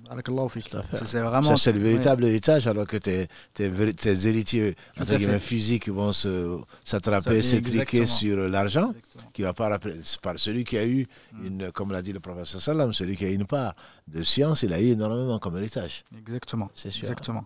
Alhamdoulilah, faut dire que chacun, alhamdoulilah, a servi la sunna, et on a vu apparaître, alhamdoulilah, voilà, ces ulama, que ce soit dans le Mashriq, dans l'Orient, que ce soit dans l'Occident aussi. On a cité tout à l'heure ceux d'Orient, comme le Khatib, le Baghdadi, comme on a cité tout à l'heure, comme Ibn Taha al-Salafi, etc. Mais également ceux du Maghreb, qui ont apporté énormément d'efforts à ce moment-là, à des moments de déclin, mais qui ont revivifié la sunna des prophètes, alayhi salatu wassalam, comme l'imam Abd al-Barr, rahmatullahi ta'ala alayhi, al-Qurtubi, Ibn Hazm, il y a Al-Qadi Iyad, il y a l'imam Abu Abbas al-Qurtubi, et d'autres, effectivement, qui ont servi la sunna et qui chacun ont écrit des livres. Ils ont écrit des livres sur la sunna, ils ont servi la sunna avec des angles différents, chacun est venu se spécialiser. On a vu l'apparition, par exemple, de livres qu'on n'avait pas auparavant, des livres spécialisé par exemple dans l'ahkam, hadith l'ahkam, celui comme j'ai cité tout à l'heure, l'imam Abdel Ghani al-Maqdisi, il a un livre qui s'appelle l'ahkam, Abdel Ghani al-Maqdisi, où il y a que les hadiths qui concernent les statuts juridiques. Il y a Ibn Hajar al-Asqalani qui a écrit par exemple Boulough al-Maram bien après, le grand-père de Ibn Taymiyyah qui a écrit le Muntaqa. C'est ces livres-là qui ont été spécialisés dans l'ahkam. D'autres livres, par exemple, sur Targhib wa Tarhib, l'Munziri, que beaucoup connaissent, qui est très connu. C'est à ce moment-là, le Munziri, rahmatullahi ta'ala, fait partie de cette génération après le 5e siècle. Qu'Allah subhanahu wa ta'ala lui fasse miséricorde. Il y a d'autres ouvrages qui sont apparus. Et alhamdoulilah, ça est revenu, alhamdoulilah, crescendo jusqu'à ce qu'à peu près le 9e siècle. Et là, ça a commencé vraiment à baisser. Effectivement, après, Hafid ibn Hajar al-Asqalani, et cette génération-là, ça a rebaissé. On ne reverra plus cette époque-là. Ça s'est vraiment arrêté à cette époque-là. Alhamdoulilah, mais c'est toujours vivant. La sunna du prophète, mais ils n'ont pas laissé, alhamdoulilah, ils ont laissé des choses. Et on a vu des stars de la sunna, et si on peut appeler ça des stars, mais plutôt des étoiles, effectivement, de la sunna, alhamdoulilah, qui ont servi la sunna, qui sont très connus, comme le Cheikh al-A'zami, rahmatullahi ta'ala alayhi, comme Cheikh al-Albani, qu'on connaît tous, qui a servi la sunna, qui a effectivement travaillé énormément, comme Cheikh al-Ma'lami al-Yamani, d'autres, Cheikh Ahmed Shakir, Mahmoud Shakir, beaucoup de ulama qui sont apparus à l'époque contemporaine, et qui ont aussi apporté leur touche, effectivement, qui se sont basés et qui se sont inspirés de ce qu'ont fait ceux qui les ont précédés, tout en apportant les touches. Et du coup, alhamdoulilah, le bab l'ijtihad, ou bab l'ijtihad de façon générale, c'est celui de l'effort, est toujours ouvert, alhamdoulilah, pour servir la sunna et pour servir la religion d'Allah subhanahu wa ta'ala, qui ne s'arrêtera jamais jusqu'à ce qu'Allah subhanahu wa ta'ala héritera de cette terre et ce qu'elle contient. Voilà, alhamdoulilah, on est arrivé à 20h29, minute de la fin. Alhamdoulilah, si tu as effectivement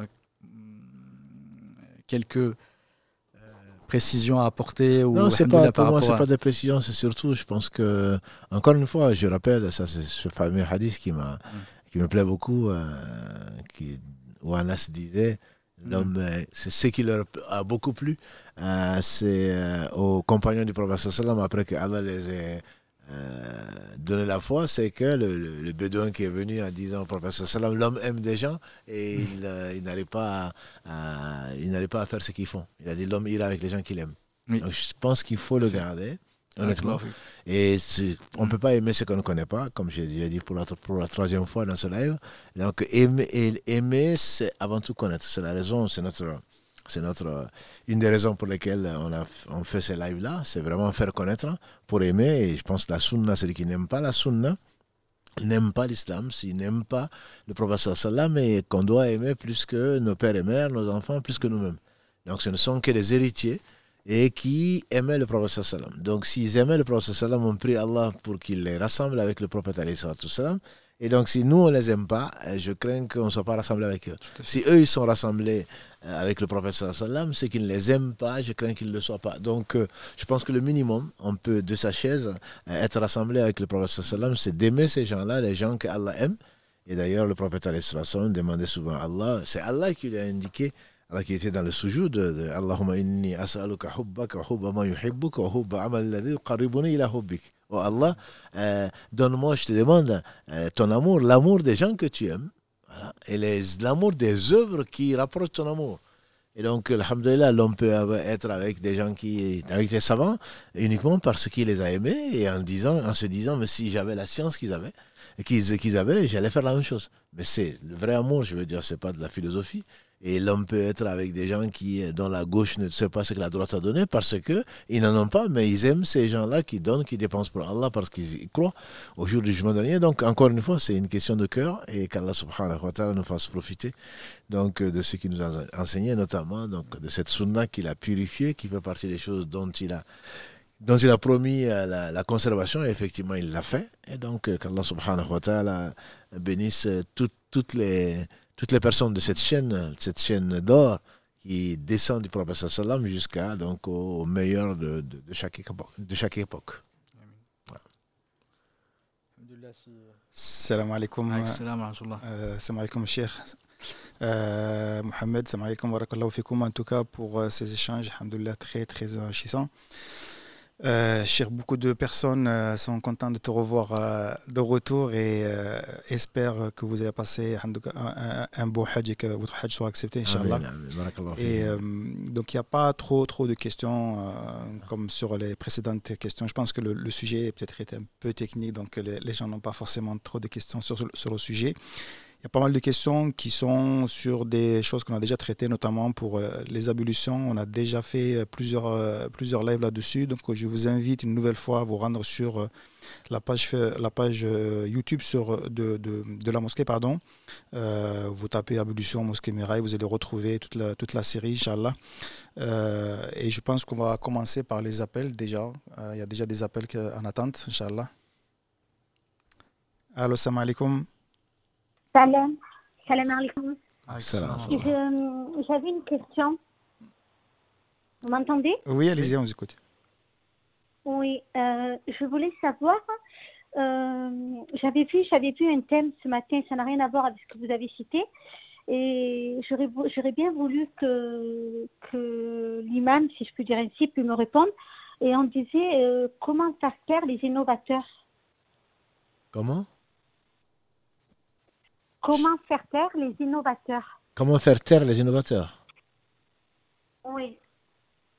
Je ne sais pas si la question est destinée à l'imam ou pas, mais puisque ça a un rapport directement avec la sunna, et ce qu'on a dit, donc l'innovation, il y a un certain nombre de choses qui se disent dessus, mais en fait l'innovation, ce n'est pas Internet, même si c'est une innovation technique, on appelle l'innovation, donc c'est qui en matière de science prétend se rapprocher d'Allah par une méthode qui n'est pas celle qui est légiférée.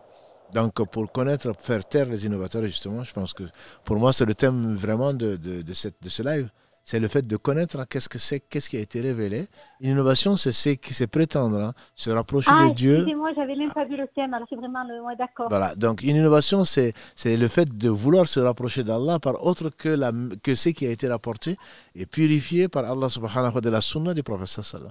Donc si on le prend comme ça, on ne peut pas lutter contre les innovateurs sans connaître la sunna et sans l'appliquer. Donc en fait, ce n'est pas des livres et des livres qu'on écrit que les gens n'entendent pas. C'est avant tout être aussi protégé par Allah et être en sa compagnie pour être vraiment résistant, pour être persévérant dans la voie que Allah a tracée et qu'il a préservée. Donc tout le thème, en tout cas toute notre conviction, elle est celle-là, c'est que la seule façon, comme on a dit, la sunna disait, en fait, dit l'imam Malik, la sunna, c'est l'arche de Noé. L'arche de Noé, on sait que Noé est resté 950 ans avec son peuple et que de ce peuple-là, Ibn Abbas, on lui fait dire qu'il n'y a que 80 familles pendant 950 années qui ont été sauvées par Allah. Tout le reste a été détruit par le déluge. Donc il compare la sunna à cette arche de Noé. C'est que celui qui monte dans cette arche, dans ce bateau, entre guillemets, est sauvé. Celui qui ne monte pas, il est perdu.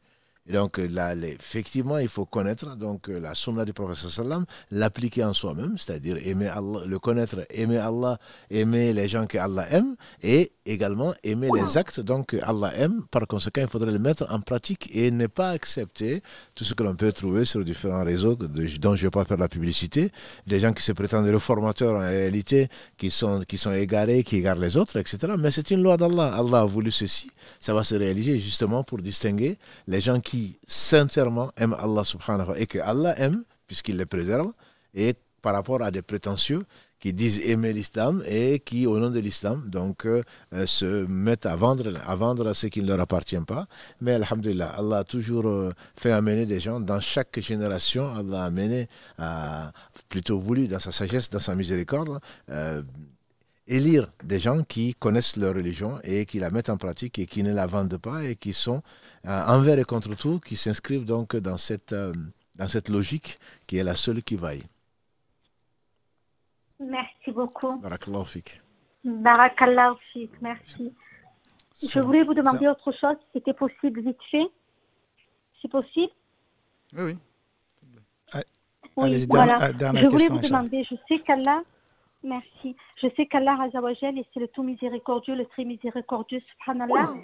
Et j'avais une question pour une personne que je connais, et je fais des doigts pour cette personne. Je voulais savoir, j'ai un peu honte de vous poser cette question, mais je voulais savoir si Allah pardonnait l'association. Et je fais des doigts pour que cette personne, pour qu'Allah guide et accorde la guidée et la quitter à cette personne. Et je voulais, parce que je sais qu'Allah il guide et égare qui il veut. Et je voulais savoir si l'association, on m'a dit que c'était le seul péché qui n'était pas pardonné. Et il y a un autre imam qui me disait que oui, donc du coup, je me suis dit, jamais 203, je vous pose la question à vous. Non, mais alhamdulillah, si vous avez la réponse, je pense que ce n'est pas la peine de poser au quatrième imam que vous allez rencontrer.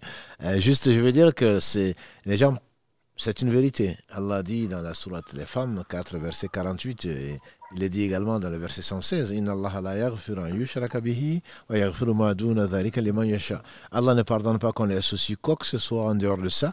Il pardonne à qui il veut. Donc Allah le dit, ça fait partie c'est l'injustice la plus ignoble, c'est d'associer Allah alors que c'est lui qui a tout créé sans besoin. Voilà. Mais les gens le comprennent souvent en disant il a été associateur et puis donc Allah ne va pas le pardonner. Non, Allah a dit dans la sourate 39, verset 53, قل يا عبادي الذين أسرفوا على أنفسهم لا تقنطوا من رحمة الله إن الله يغفر الذنوب جميعا إنه هو الغفور الرحيم. Dis-leur ya Muhammad, ô vous qui vous êtes fait outragement tort, y compris le shirk, jamais ne désespérez la miséricorde d'Allah. Allah pardonne tous les péchés, il est le pardonneur, le miséricordieux. Ça veut dire que quand Allah dit qu'il ne pardonne pas, c'est celui qui meurt dans l'état d'associé. Celui qui est associé à Allah, c'est celui qui meurt. Mais les compagnons du prophète sallam, combien ont adoré Lat et Izza? Combien ont adoré des idoles? Mais Allah les a pardonnés, Allah les a choisis, Allah les a amenés au paradis. Donc Allah pardonne absolument tous les péchés, mais à condition de ne pas mourir en étant associateur. De ne pas rendre l'âme. Exactement. Celui qui rend l'âme. Il faut continuer à faire le droit jusqu'à ce que la personne rejoigne son Seigneur. D'accord, Inch'Allah, d'accord. Merci beaucoup. Avec plaisir. Barakallahu fik. Barakallahu fik. Merci, barakallahu fikum. Karim, on a d'autres appels, Inch'Allah. Allô, salam alaikum. Allô, salam alaikum.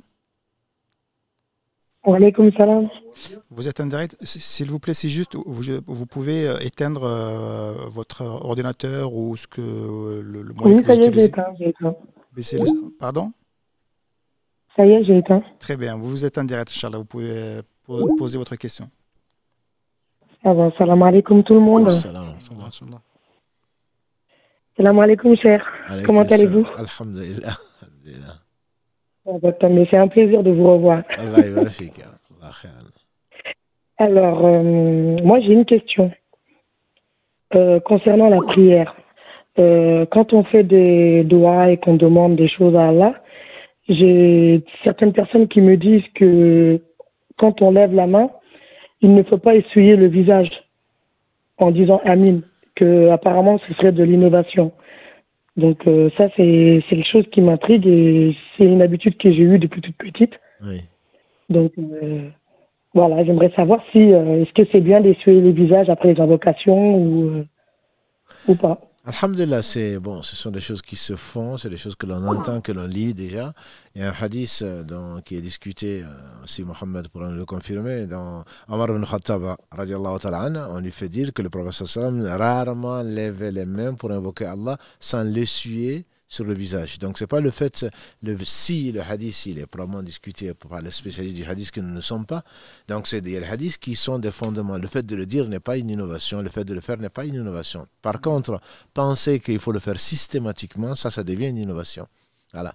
Le prophète alayhi salatu salam, on l'a vu lever les mains, pour ceux qui ne connaissent très peu, comme la confiture, qui l'étale, voilà, le peu qui connaissent, non, le prophète n'a pas levé les mains, mais c'est faux, il y a comme un hadith où le prophète a levé les mains au point qu'on voyait donc la couleur de ses aisselles. Quand on lève les mains, c'est qu'on est pauvre et on invoque Allah, on lève les mains et on demande à Allah, et Allah est pudique et Allah ne renvoie pas des mains qui sont vides. Donc c'est d'où l'incitation à lever les mains quand on est vraiment sincère, à implorer même Allah. Donc tout ceci fait partie de la sunna. Par contre, on ne l'a pas vu effectivement lever les mains quand il était sur le mimbar le vendredi en train de faire un prêche. Là, il levait juste le doigt. Donc c'est ça la sunna. Mais celui qui le fait ne veut pas dire qu'il a fait une innovation puisqu'il ne savait pas. Une innovation, comme l'a dit la sœur tout à l'heure, une innovation c'est quelque chose que l'on fait exprès et on sait que le prophète ne l'a pas fait, mais on pense que c'est mieux pour nous rapprocher d'Allah. Il y a beaucoup de gens qui font des choses qui sont des innovations, mais qui ne sont pas des innovateurs. Parce que ce n'est pas eux qui l'ont inventé et ils ne savent pas non plus que c'est mauvais. C'est la raison pour laquelle on essaye de partager le peu de science qu'on a. Et donc, le fait de ramener, d'essuyer son visage, le hadith est discuté par les spécialistes du hadith, mais il ne faut pas le faire en tout cas tout le temps si on doit le faire. S'il y a des divergences dessus, on peut ne pas le faire, mais dans tous les cas, on ne peut pas appeler ça une innovation comme certains s'amusent à le dire. D'accord. Parce que moi, j'ai commencé à m'inquiéter parce que bon, j'ai appris comme ça. Mes parents, ils m'ont appris comme ça. Même quand j'ai fait de l'école coranique, j'ai appris comme ça. Et ça m'avait vraiment perturbé. Alhamdulillah, de toute façon, on apprend tous les jours. Hein. On apprend tous les jours, à commencer par nous-mêmes. Hein. Rien qu'en préparant ce live-là, on apprend énormément de choses. C'est Allah qui nous enseigne. Donc, c'est pas le fait que mes parents aient fait ça et que finalement je découvre que ce n'est pas ça, c'est pas grave. Ce n'est pas grave, au contraire, je remercie mes parents, je remercie avant tout Allah, mais je remercie également mes parents de m'avoir appris ce que je ne savais pas. Maintenant, on prend de tout le monde, comme on a dit dans l'émission, on prend de tout le monde, on laisse de tout le monde sauf du prophète sallallahu alayhi wa sallam. Si on est sûr que le prophète sallallahu alayhi wa sallam ne l'a pas fait, dès qu'on le sait, on l'abandonne, mais ça ne veut pas dire qu'on a régné son passé, au contraire. Au contraire, ça veut dire qu'on suit la vérité et c'est ce qui est demandé, sinon ça devient de l'orgueil. D'accord. Et merci pour la réponse. Et j'ai une deuxième question. Alors, la deuxième est que mes frères et sœurs et moi avions cotisé pour que mon père puisse faire le Hajj. Mais bon, alhamdoulilah, par la grâce d'Allah, il a été rappelé. Et du coup, il n'a pas pu le faire. Donc, nous, on nous a informé que l'argent que nous avions cotisé ne pouvait être dépensé pour autre chose que pour lui.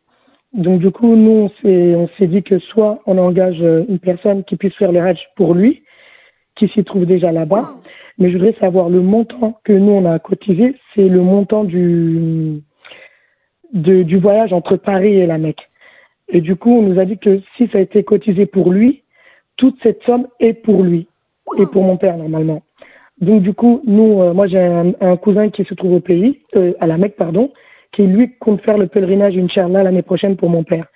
Mais l'argent restant, on devra donner à d'autres personnes ou la famille récupère l'argent ou c'est considéré comme un dû. On ne sait pas trop quoi faire en fait. Mais l'argent que vous aurez, ce qu'il faudrait voir, c'est que Allah a décrété que votre père ne verrait pas la Mecque. Et qu'Allah lui fasse miséricorde, c'est qu'à tous les croyants décédés. Donc, ce n'est pas un souci, entre guillemets. S'il a voulu le faire, vous avez voulu le faire, Allah a décrété autre chose, mais on accepte le destin tel qu'il est. Ça, c'est la première des choses. La deuxième chose, c'est que si vous avez donné à votre père, ça devient un héritage à vous. Si vous ne l'avez pas donné à votre père et que voilà, si c'est à son décès que vous l'avez fait, mieux vaut amener donc votre vœu jusqu'au bout. Vous pouvez, si ça sert au pèlerinage et à autre chose, vous pouvez faire le pèlerinage et vous pouvez dépenser le reste avec l'intention, soit pour creuser un puits, soit pour autre chose. Ce n'est pas forcément votre cousin qui va avoir le bénéfice de l'argent. Non, votre intention était de le dépenser pour le Hajj. Allah a voulu que ce soit pour le Hajj plus autre chose. Cet argent-là, je vous conseillerais très fortement d'en faire profiter, soit un orphelinat, soit de creuser un puits, soit de faire du bien avec l'intention donc que ça profite à votre père et Inch'Allah, ça lui profitera. Oui, ok. D'accord. J'ai compris. Merci, barakallah aussi. Allah ybarfik. Mohamed, est-ce que tu pourrais répéter la question concernant notre petit jeu avant d'enchaîner sur notre appel, Inch'Allah? La question étant, quelle est la personnalité musulmane parmi nos érudits, nos savants, qui était le premier à avoir compilé de façon large et de façon précise la sunna du prophète ﷺ sous l'égide ou la demande de Omar ibn Abdel Aziz, qu'Allah subhanahu wa ta'ala l'agrée et lui fasse miséricorde.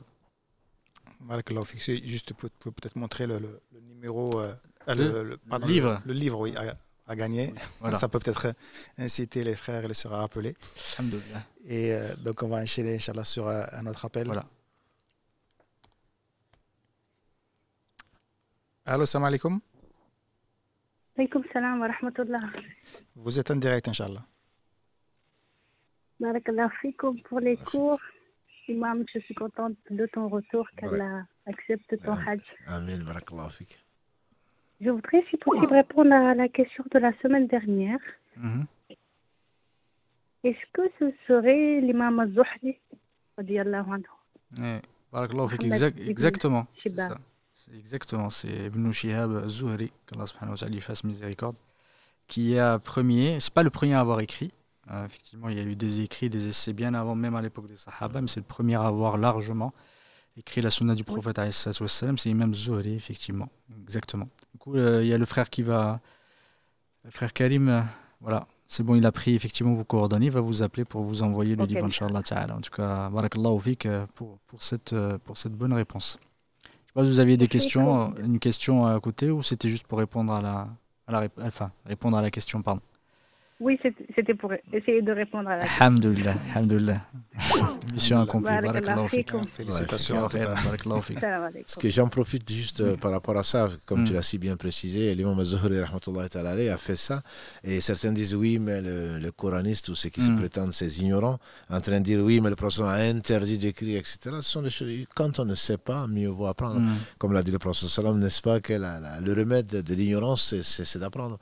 Il a été établi de façon indiscutable par les voix qui ont été bien vérifiées, que entre autres Abdallah ibn Amr ibn As savait écrire, et le prophète un jour il a dit j'écris, je me permets d'écrire parce qu'il savait écrire quand tu es en colère comme quand tu n'es pas en colère. Il a dit écris, parce que même quand je suis en colère, je ne dis que la vérité. Voilà, donc ce sont des choses qui ont été au début. On sait que dans l'histoire, la sagesse, disent les savants, c'est qu'on retient que le Coran. Le prophète a permis des choses et Allah sait, subhanahu wa ta'ala, où mettre le bien. Et donc, il a voulu que ce soit des choses qui ne soient ignorées que des gens qui sont ignorants. Voilà. Et juste une petite remarque par rapport à ça, et ça fait peut-être partie de l'esprit un peu du cours, par rapport à la sœur qui a posé la question tout à l'heure sur le fait de s'essuyer effectivement la main après le dua, que certains font. Tu as fait une très très bonne réponse, barakallahu fik, qu'Allah te récompense par le meilleur. Je ne suis pas là pour juger effectivement ta réponse qui était excellente, mais l'idée c'est toujours vérifier effectivement avant de parler. Et chacun, alhamdoulilah, tu as si bien dit, c'est pas parce que quelqu'un fait une innovation déjà qu'il est innovateur. Et cet acte-là en soi, est-ce que c'est une innovation ou pas? comme alhamdoulilah, certains ulama, comme tu as dit, ils se basent sur un hadith. Quelques hadiths, mais le plus important, c'est celui d'Ibn Omar, que certains ont jugé Hassan, comme Ibn Hajar, rahmatullahi ta'ala alayhi. Et ce hadith-là a été d'ailleurs rapporté par Al-Hakim, dans le Mustadrak, qu'on en a parlé tout à l'heure pendant le cours. Du coup, ce n'est pas. C'est d'abord, regardez, même si le hadith est faible, daïf, eux, ils ont au moins une source, effectivement. Pour autant, on ne peut pas dire que c'est une vraie innovation. En fait, ça veut dire que tu te bases quand même sur une source. Cette source-là, peut-être que chez certains est forte et authentique, d'autres, elle est faible. Mais tu ne peux pas forcément dire. Tu peux effectivement ne pas être d'accord avec cette pratique, mais tu ne peux pas forcément réfuter, tu ne peux pas forcément répliquer à ces personnes, ou plutôt être agressif vis-à-vis d'eux. Et on voit malheureusement de plus en plus, surtout les jeunes, malheureusement, ils lisent effectivement certaines fatwas, certains livres, et ils se permettent d'agresser les gens, se permettent de mettre en doute la religiosité, la religion des autres, par rapport à un avis, par rapport à quelque chose qu'ils ont lu, peut-être pas compris, peut-être compris à moitié. C'est pas parce que ils n'ont même exactement rien lu et qu'ils n'ont rien lu. Et dans l'autre sens, il faut que les autres aussi respectent effectivement. Certains qui te voient, des fois tu lèves pas la main, ils te disent mais oui, il lève pas la main après la prière. Et il n'essuie pas son visage, il fait pas comme les autres, etc. Ça devient aussi, il faut pas être sectaire ni d'un côté ni d'un autre, il faut pas être effectivement dans les deux extrêmes. Il faut respecter les autres, surtout quand les gens ils se basent sur la sunna du prophète. Ils n'ont pas fait ça par passion. Ils n'ont pas inventé les choses. Du coup, faites très très attention là-dessus. Et c'est pour cette question-là, et pour d'autres d'ailleurs, pour d'autres réponses comme ça, soyez bienveillants, soyez compréhensifs, respectez les avis des autres, et ne soyez pas dans une vision extrémiste, effectivement, où vous allez plus rejeter les gens de la sunna que de les rapprocher. Tout à fait. Non, barakallah, moi je trouve que c'est une excellente réaction et une attitude, je pense, à observer. C'est comme on dit, plus on est savant, plus on est tolérant. Tout à fait. Parce que quand tu vois les gens qui sont les plus agressifs vis-à-vis de leurs frères en particulier, c'est les plus ignorants. Parce que j'ai lu ça, j'ai entendu et c'est tout. On ne connaît que ça, et comme je disais tout à l'heure pour la confiture, c'est comme la confiture, moins on en a, plus on l'étale. Alors, on ne connaît que ça, là, il faut vraiment que tout le monde sache que ça, c'est une innovation. Pourquoi ? Parce que j'ai lu sur Internet, un tel savant a dit, et alors ? Et on ne parle même pas d'innovation quand il y a des divergences entre des savants. J'ai dit savants dignes de ce nom, parce qu'ils ont des preuves, comme tu dis. Ils ont des preuves, ils se basent sur les choses qui ne sont pas considérées comme authentiques pour d'autres, mais qu'eux ils considèrent comme solides, etc. Donc ils se basent sur une chose. Et toi, tu ne te bases sur rien du tout. Tout à fait. Voilà. Donc ça, je pense que c'est une très belle remarque. Si on ne retient que ça ce soir, je pense que c'est une très bonne chose. Allah nous réforme. Amen. Barakallahu fikum. D'autres appels, Karim ? Alors, on continue, Inch'Allah. Allô, salam alaikum. Alaikum salam. Vous êtes en direct, Inch'Allah. Bonjour. Salam alaikum. En fait, j'ai des questions. La première, ça concerne la prière. Par exemple, ici, la prière, c'est 23h50 et puis certaines mosquées, ils les décalent à 23h30. Là où j'ai pris aussi, c'est 23h30. Est-ce que c'est autorisé de prier avant l'heure de Dukhul ou bien...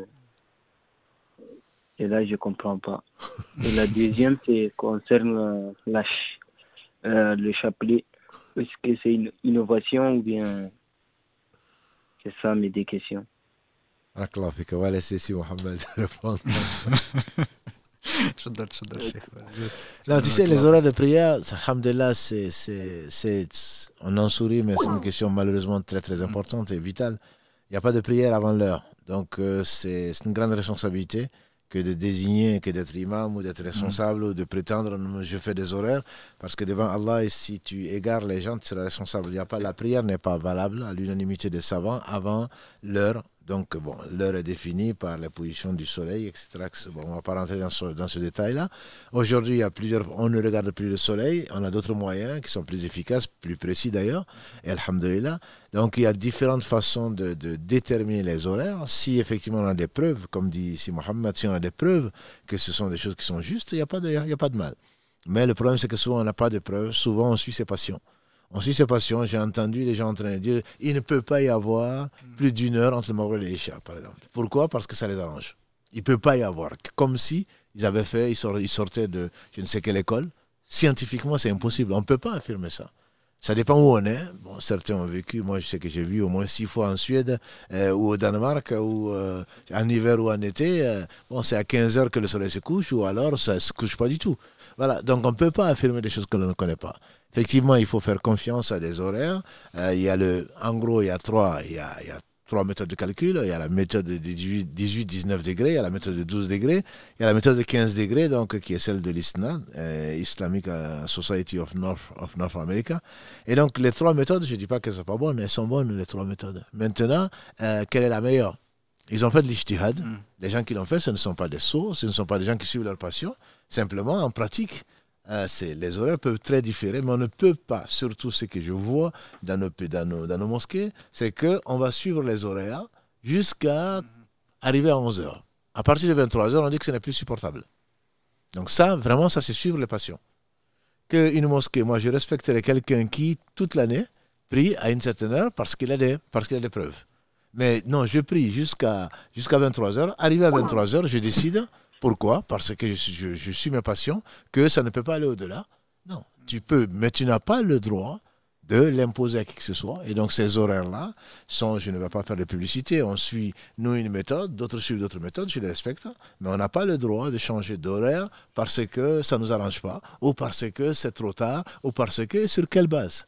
Au moins qu'on ait des avis scientifiques, j'entends des avis de savants qui craignent Allah, pour pouvoir les suivre. Et donc, si tu vas dans une mosquée où on avance l'heure, où on le fait avant l'heure en tout cas qui est prescrite, alors que la mosquée suivait ces horaires-là, il faut pas on prie avec eux, comme le disent les plus sages d'entre nous, et on refait la prière parce que la prière n'est pas valable.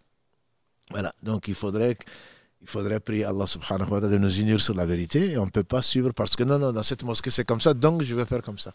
Il y a des preuves comme quoi on ne peut pas prier avant l'heure, donc il ne faut pas suivre n'importe quel horaire qui change en fonction des passions des uns et des autres, quels qu'ils soient. La deuxième question, c'était sur le chapelet. Et là, en fait, moi, ici à l'Île-de-France, et là, je suis à Châtenay. La mosquée de Châtenay, c'est 23h30. Et puis la mosquée de Clamart, à côté, c'est 49, un truc de 49 et encore plus de 10 minutes. Et là, les gens disent les horaires, c'est les êtres humains qui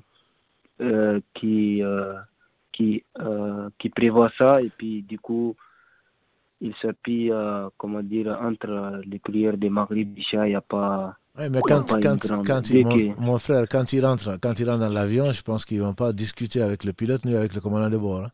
Non, les horaires sont aussi précis que conduire un avion. Hein. Simplement, c'est pourquoi on prévoit que dans combien de temps il y aura que l'Aïd, c'est tel jour, etc. C'est des méthodes très très précises. Donc, faut pas, en matière de religion, malheureusement, parce qu'on est ignorant, on suit nos passions. En matière de religion, nous on se dit, non mais c'est pas grave, 5 minutes avant c'est pas grave, 2 minutes avant c'est pas grave, alors que c'est grave. Les gens n'avaient pas ce problème-là parce qu'il n'y a pas de minutes. Mais une fois que l'on sait que c'est pas rentré, on n'a pas le droit de prier alors qu'on est convaincu que c'est pas rentré. La prière n'est pas valable. Donc, à partir de ce moment-là, si elle n'est pas valable, ça veut dire qu'elle n'est pas agréée. Et donc, que les gens arrêtent de prendre l'islam comme je ne sais quoi d'autre, c'est la chose la plus importante. On ne peut pas être précis dans n'importe quel métier, dans l'islam, considérer ça comme c'est pas grave. Non, c'est grave. Si je ne connais pas ces horaires de prière dans ces différentes mosquées, si les gens se basent sur des choses qui sont établies, avec des preuves scientifiques, alhamdulillah. Mais on ne peut pas dire que c'est à 5 minutes près, c'est pas à 5 minutes près, c'est pas à 10 minutes près. Non, ça, c'est pas vrai. Ça, c'est pas sérieux. Ça, c'est pas sérieux. C'est grave, ça. Ça, c'est extrêmement grave. Ça, c'est extrêmement grave. Qu'Allah nous réforme et nous oriente vers le meilleur. Et là, du coup, nous, on a prié avant, on priait avec eux. Est-ce qu'on va répéter les prières passées ou bien... En priant derrière, c'est-à-dire fais tes recherches, vois la meilleure des méthodes et adopte celle où tu as le plus de preuves. Celle que tu as priée, qu'Allah les accepte. Tu ne vas pas refaire toutes tes prières parce qu'au moment où tu pries, quand tu pensais, tu étais convaincu que la prière est rentrée, elle est rentrée. Si, entre-temps, tu te rends compte que ce n'est pas le cas, ben, tu changes. Le prophète sallam, quand Allah lui a révélé ce qu'il lui a révélé, alors qu'il priait vers Jérusalem, il a dit de tourner vers la Mecque. Dans la même prière, il s'est retourné dans la Mecque. Voilà, donc ça c'est pas un souci. Alhamdulillah, Allah sait que si tu savais que c'était à 23h45, tu aurais fait à 23h45, tu l'as fait à 23h30, c'est pas des prières à refaire, Inch'Allah. Ok, d'accord. Merci. Barakallahu fik. Salam alaikum. D'autres appels, Karim? Il avait une deuxième question. Ah oui, pardon, la deuxième question, c'était sur le chapelet, en effet. Je t'en prie, non, tu t'es rappelé de la question. Non, mais je pensais, en fait, tout à l'heure, je pensais à la même chose je pensais à ça aussi, quand on parlait effectivement de la discussion sur le fait de s'essuyer le visage après le dua. Et je pensais à ça aussi, effectivement, à la partie à la subha. Alhamdoulilah, les ulama disent qu'effectivement, on ne peut pas dire que c'est une innovation, que c'est une bid'a, parce qu'il y a certains sahaba, effectivement, ne faisaient pas avec la subha en proprement parler, mais ils comptaient avec des petites noix ou avec des cailloux, avec le hassa. Le prophète, ce qu'on rapporte de lui, c'est qu'il le fait, effectivement, il comptait avec ses doigts. Du coup, le fait de dire que c'est une bid'a n'est plutôt une, comment dire, il ne faut pas traiter ces gens-là d'innovation, ni dire que c'est une bid'a. L'avis, effectivement, le plus juste, c'est de dire que ceux qui en considèrent la subha, comme a dit Cheikh Islam ibn Taymiyyah, qui considèrent comme étant un symbole religieux, plutôt qu'un outil qui nous permette de faciliter une adoration. Comme celui qui va, par exemple, utiliser un tapis pour pouvoir prier parce que le sol est dur, c'est comment je facilite le fait de mettre en application cette adoration-là. Il y en a beaucoup qui n'arrivent pas à compter et qui, par exemple, veulent faire 1000 la ilaha illallah, et c'est difficile parfois, surtout pour les personnes âgées. Du coup, c'est une facilité. Je pense que certains ulama disent qu'il n'y a pas de mal là-dessus en l'utilisant dans ce sens-là. Le mieux, c'est de le délaisser, parce que le prophète ne l'a pas fait, et le meilleur de nos, effectivement, de nos modèles, c'est le prophète. En revanche, ceux qui utilisent la subha comme étant un symbole d'une école ou un symbole de religiosité ou autre, parce qu'on en voit certains, ils en mettent 50 autour du cou, ils se transmettent par chaîne de transmission certaines subha, ils te disent tu prends parce que telle elle a touché, il y a la baraka dedans. Du coup, ça devient plutôt comment on pourrait appeler ça, de l'ouataniya, ou effectivement, c'est faire presque des idoles. Et ça, c'est contraire à notre religion. Et parfois même, ça peut sortir à devenir même des amulettes de protection. Certains qui considèrent qu'ils les mettent dans leur maison parce que ça protège, etc. Ou dans la voiture pour que ça brûle pas. Et que ça brûle pas, exactement. Tout ça, effectivement, on peut considérer ça comme étant une innovation, le fait de faire ça. Parce que ce n'est pas un symbole de notre religion, ce n'est pas c'est pas un objet sacré, ce n'est pas un objet qu'il faut vénérer. Alhamdoulilah, c'est un outil. Et si certains, alhamdoulilah, par difficulté, l'utilisent, ça, effectivement, c'est surtout les personnes âgées. Et ce que je dis à nos sœurs et à nos frères, vous ne l'utilisez pas, alhamdoulilah, c'est le mieux, mais n'allez pas critiquer effectivement ceux qui le font et être dur avec eux et les traiter d'innovateurs. Les ulama ne l'ont pas fait. Les ulama de confiance disent qu'effectivement, on ne peut pas dire que c'est une bid'a, une innovation, parce que nos sahaba ont utilisé des moyens comme la subha pour pouvoir compter. L'essentiel, c'est de le considérer comme un moyen et non pas une fin en soi. Et de dire par exemple que faisant effectivement pour que les invocations, les évocations ne soient acceptées que quand je le fais avec la subha, parce qu'il y en a beaucoup, ils ne le font pas s'ils n'ont pas ça. Et ça c'est plutôt grave de le faire, effectivement. Le tasbih, ça peut être fait à n'importe quel moment, plutôt que de ne le faire qu'avec l'utilisation de la subha. Non, barakallahu fik, je pense que ça s'inscrit tout à fait dans cet esprit-là. Et j'ai vu des gens en train de faire le tawaf, ils n'allaient pas jusqu'à 7. Oui. Ils se trompent. Oui. Ils se trompent, pourtant ce n'est que 7. Pour toi c'est facile, mais pour eux c'est compliqué. Ça, il est évident que là c'est toléré. Le processus a toujours fait avec les doigts. Les doigts vont témoigner pour toi. Tout à fait. Et également s'imposer ce que Allah n'a pas imposé. Voilà, 1000 fois Qul Allahu Ahad et je ne sais quoi d'autre. Ce sont les gens qui ont inventé des choses sur la religion. Le prophète ne l'a jamais fait. Il n'a pas ordonné non plus dans les hadiths authentiques. Tous ces hadiths-là, à ma connaissance, sont des mawdou'a qui ont été inventés. Que tu veux te rapprocher d'Allah, que tu te rappelles Allah, que tu évoques Allah autant de fois que tu peux, c'est une très très bonne chose. Les meilleurs d'entre nous, c'est ceux qui se rappellent le plus Allah. après que tu t'imposes des 10 000 fois ou 100 000 fois que tu as besoin de chapelet, ce n'est certainement pas du tout une sunna. Ça, c'est clair. Ce n'est pas une sunna. Et si tu te trompes, au lieu de faire 100 fois, tu as fait 99 fois, alhamdoulilah, il n'y a pas de souci. Donc, tu n'as pas vraiment besoin d'avoir. Et on voit d'autres. Les 99, c'est quoi? Ce n'est pas les 99 noms d'Allah. Je ne connais aucune source. Et pourtant, dans beaucoup de chapelets, pour ne pas dire dans tous les chapelets, on trouve 99. Et on trouve 99 dans d'autres religions qui veulent dire autre chose. Donc, si c'est pour imiter qui que ce soit, là, ça devient interdit. Il y a d'autres religions que je ne citerai pas ici qui utilisent des chapelets de 99. Si tu as un chapelet de moins de 33, tu vas avoir des soucis. Parce qu'on va te dire que, moi, je n'ai pas vu de chapelet avec 10. Généralement, c'est 33, 99. Mais là, pourquoi ces chiffres-là? Donc là, ça peut poser problème. Mais le fait de l'utiliser pour te faciliter les choses, et je suis convaincu que moins tu utilises les chapelets, plus tu vas évoquer Allah. Parce que là, tu vas te contenter d'utiliser 99. Bon, mais j'ai fait 100 fois, la ilaha illallah. Mais si tu en faisais plus, ce serait mieux pour toi. Mais ton attitude que je trouve salutaire et qui est très bien, c'est surtout de ne pas juger les gens, de se juger soi-même. Moi, quand je vois quelqu'un avec un chapelet, je me dis, mais j'aurais dû faire plus que lui. Et au lieu de dire, voilà un innovateur, il appartient à telle secte, Allah ne t'a pas envoyé pour être un juge. Il ne t'a pas envoyé pour être un juge. Quand tu vois quelqu'un que c'est une émulation, que tu dis, tiens, Mohammed, il est en train de, subhanallah, moi je suis en train de parler, alors qu'il est en train de faire du dhikr, donc ça doit me rappeler quoi? Que je dois moins parler et que je dois faire plus d'évocation. C'est ça l'expérience. Et pas en train de le juger, et regarde comment il s'habille, et regarde comment il fait. Non. Je remercie Allah au moins de ne m'avoir pas éprouvé par ce par quoi il a été éprouvé lui.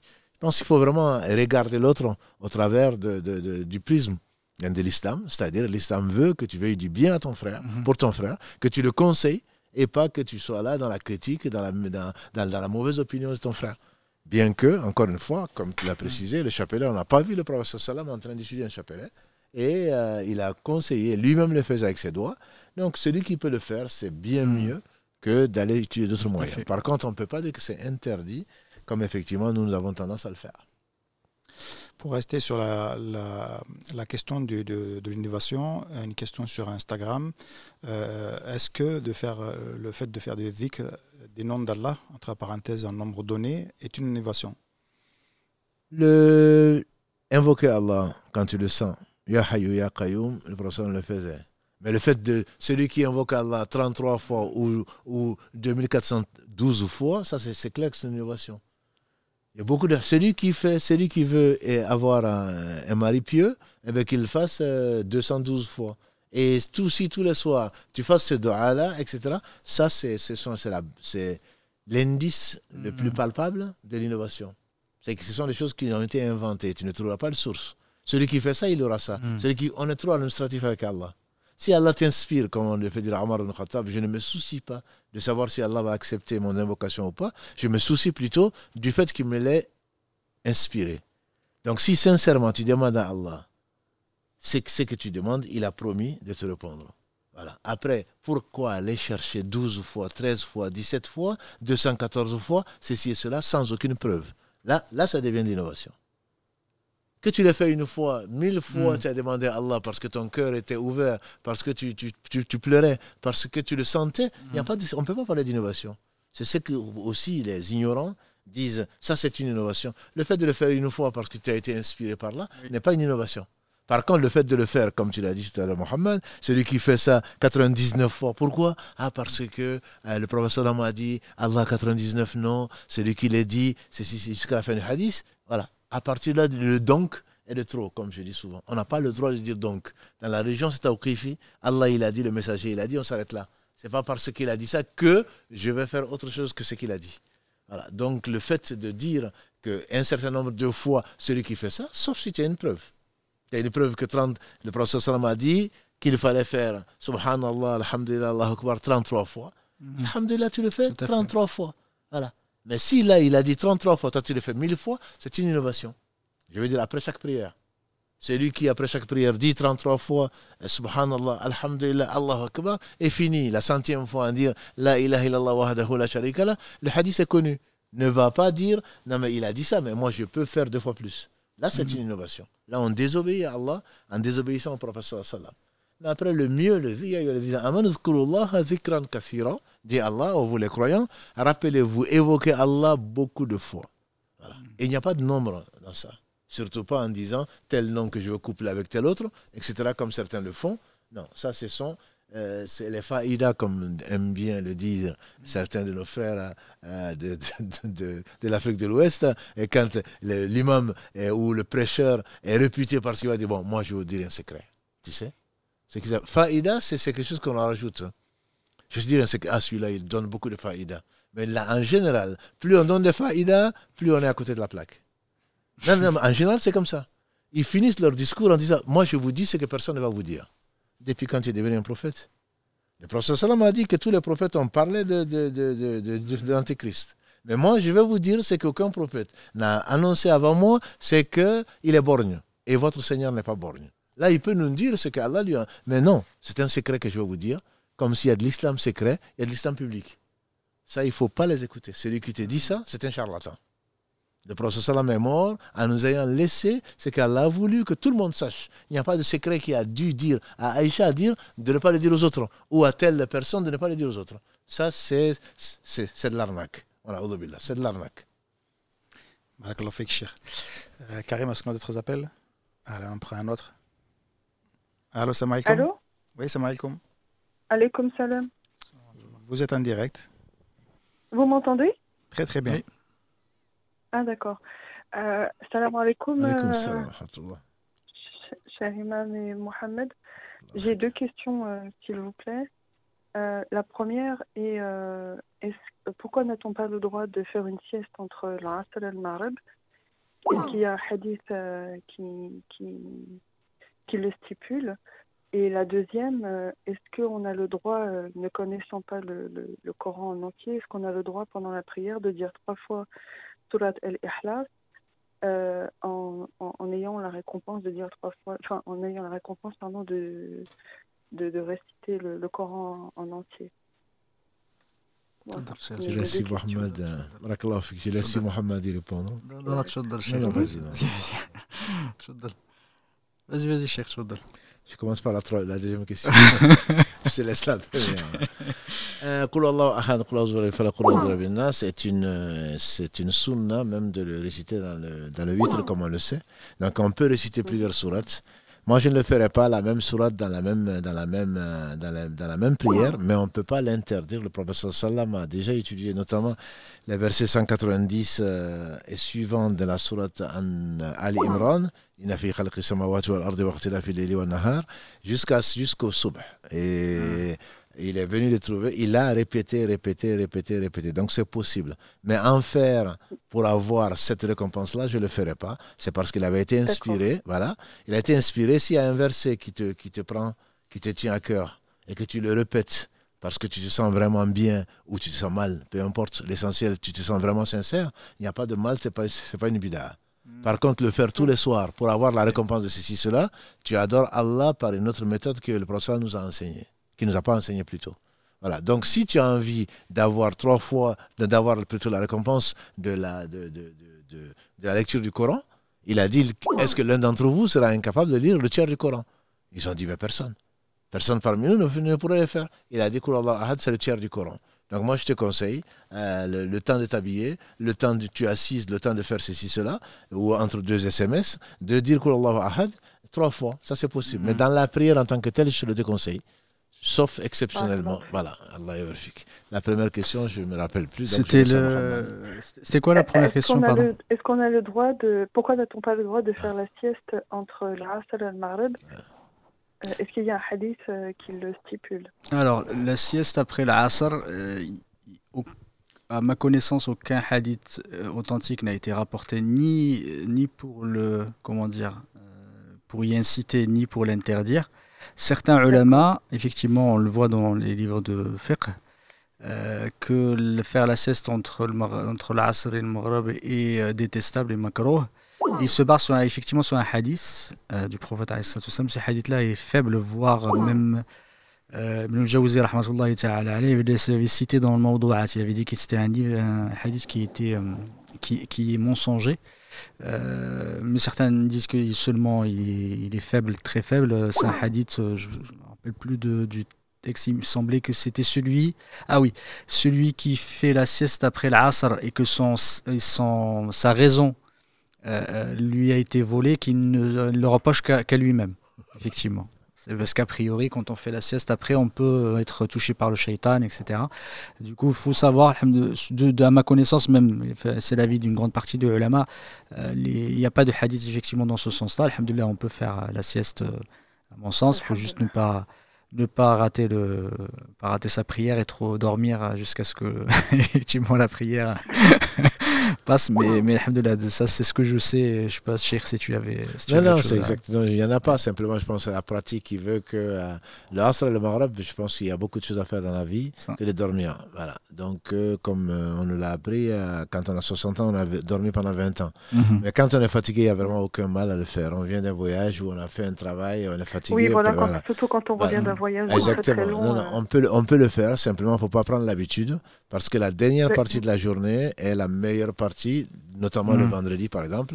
Et quand Allah nous a donné le cadre, c'est le dernier tiers du Ramadan, etc., etc. Donc les 10 meilleures nuits, c'est les 10 meilleurs jours plutôt, c'est dans le dernier mois. Donc la dernière partie, c'est là où le commerçant va chercher à faire des bénéfices. Donc c'est mieux vaut s'atteler. Et également, on dit que quand on fait la sieste après mais ça c'est les paroles humaines, hein.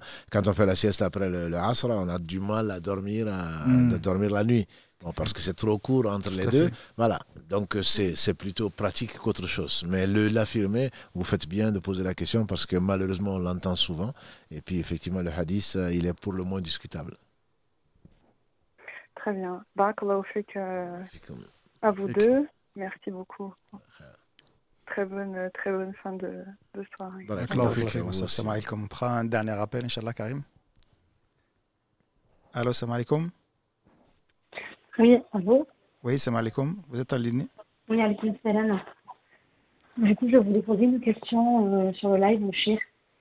Allez-y, vous écoute. Salam alaikum, cher. Alaikum salam wa rahmatullah. Tout d'abord, qu'Allah accepte ton hajj, Inch'Allah. Amin. En fait, je me permettais de poser cette question-là parce qu'en fait, j'étais au hajj à ce moment-là. Et il me semble que j'ai du retard en fait au niveau de zakat quand on donne pendant l'Ashura. En fait, on doit kharaj zakat pendant l'Ashura et en fait, je l'ai pas kharaj parce qu'en fait, tu m'avais dit de te poser la question à ton retour de hajj. Et je voulais savoir jusqu'à quand j'avais pour la sortir. Alhamdulillah, Allah ne fait que le meilleur. On va rentrer chez Allah probablement mercredi en 1445. Donc ça va être la nouvelle année et c'est le 10 jours après donc il est conseillé de jeûner pour donc Ashura justement. Ashura c'est le 10 Muharram qui va être donc Inch'Allah, on est le 27 je crois, donc de l'Hijja, il ne reste que 2 jours ou 3 jours pour entrer dans la nouvelle année. Il n'y a pas, comme Mohamed l'a expliqué quand on a fait des émissions en live sur la zakat, que les gens appellent Ashura. Ashura c'est pas la zakat, hein. On appelle Ashura parce qu'on peut prélever un dixième. Là, c'est 2,5% de ce qu'on a économisé pendant un an si ça atteint ou dépasse plutôt le nisab qui est le seuil. Donc, si c'est pendant le mois de Ramadan que vous avez eu, pour Mohamed et l'avis majoritaire, 470 € d'économiser. Pour d'autres savants, c'est plutôt 4500, 4700 € d'économiser. Si vous avez eu ça au mois de Ramadan ou au mois de Sha'ban ou au mois d'autre chose, c'est à partir de ce moment-là, vous attendez, ce n'est pas forcément au niveau du mois à venir. Voilà. Donc ce n'est pas la fin de l'année, comme ça va être dans 2 jours, qu'il faut sortir la zakat. La zakat, ça a 2 conditions essentiellement. C'est le haoul, donc un an lunaire, et également donc le nisab qui est le seuil imposable. Ça, on en a déjà parlé, alhamdoulilah, je pense que les choses sont claires. De cette économie-là, on prend 2,5%, 1/40 qu'on doit sortir. On ne doit pas attendre, sauf exception, on ne doit pas attendre le retour de l'imam du Hajj, on ne doit pas attendre non plus autre chose dès que l'on peut, parce que c'est le droit du pauvre. Dès que l'on peut, on doit le sortir. Voilà, donc ce n'est pas forcément là, c'est pas forcément le mois à venir. Et regardez quand est-ce que vous le sortiez d'habitude. Et si vous avez toujours eu au-dessus du nisab, alhamdoulilah, vous le sortez dès que vous pouvez, Inch'Allah. Et puis au besoin, Inch'Allah, on pourra vous aider, vous envoyer, Inch'Allah, comme le dirait Mohamed Adda, sur les différents supports, Instagram, Messenger, WhatsApp et les mails. Vous pouvez envoyer des mails personnels que l'on pourra partager. Inch'Allah, on vous répondra. D'accord. Et après, dernière question, est-ce que justement je peux la donner à une personne qui ne vit pas en France et notamment une famille qui est dans le besoin à l'étranger?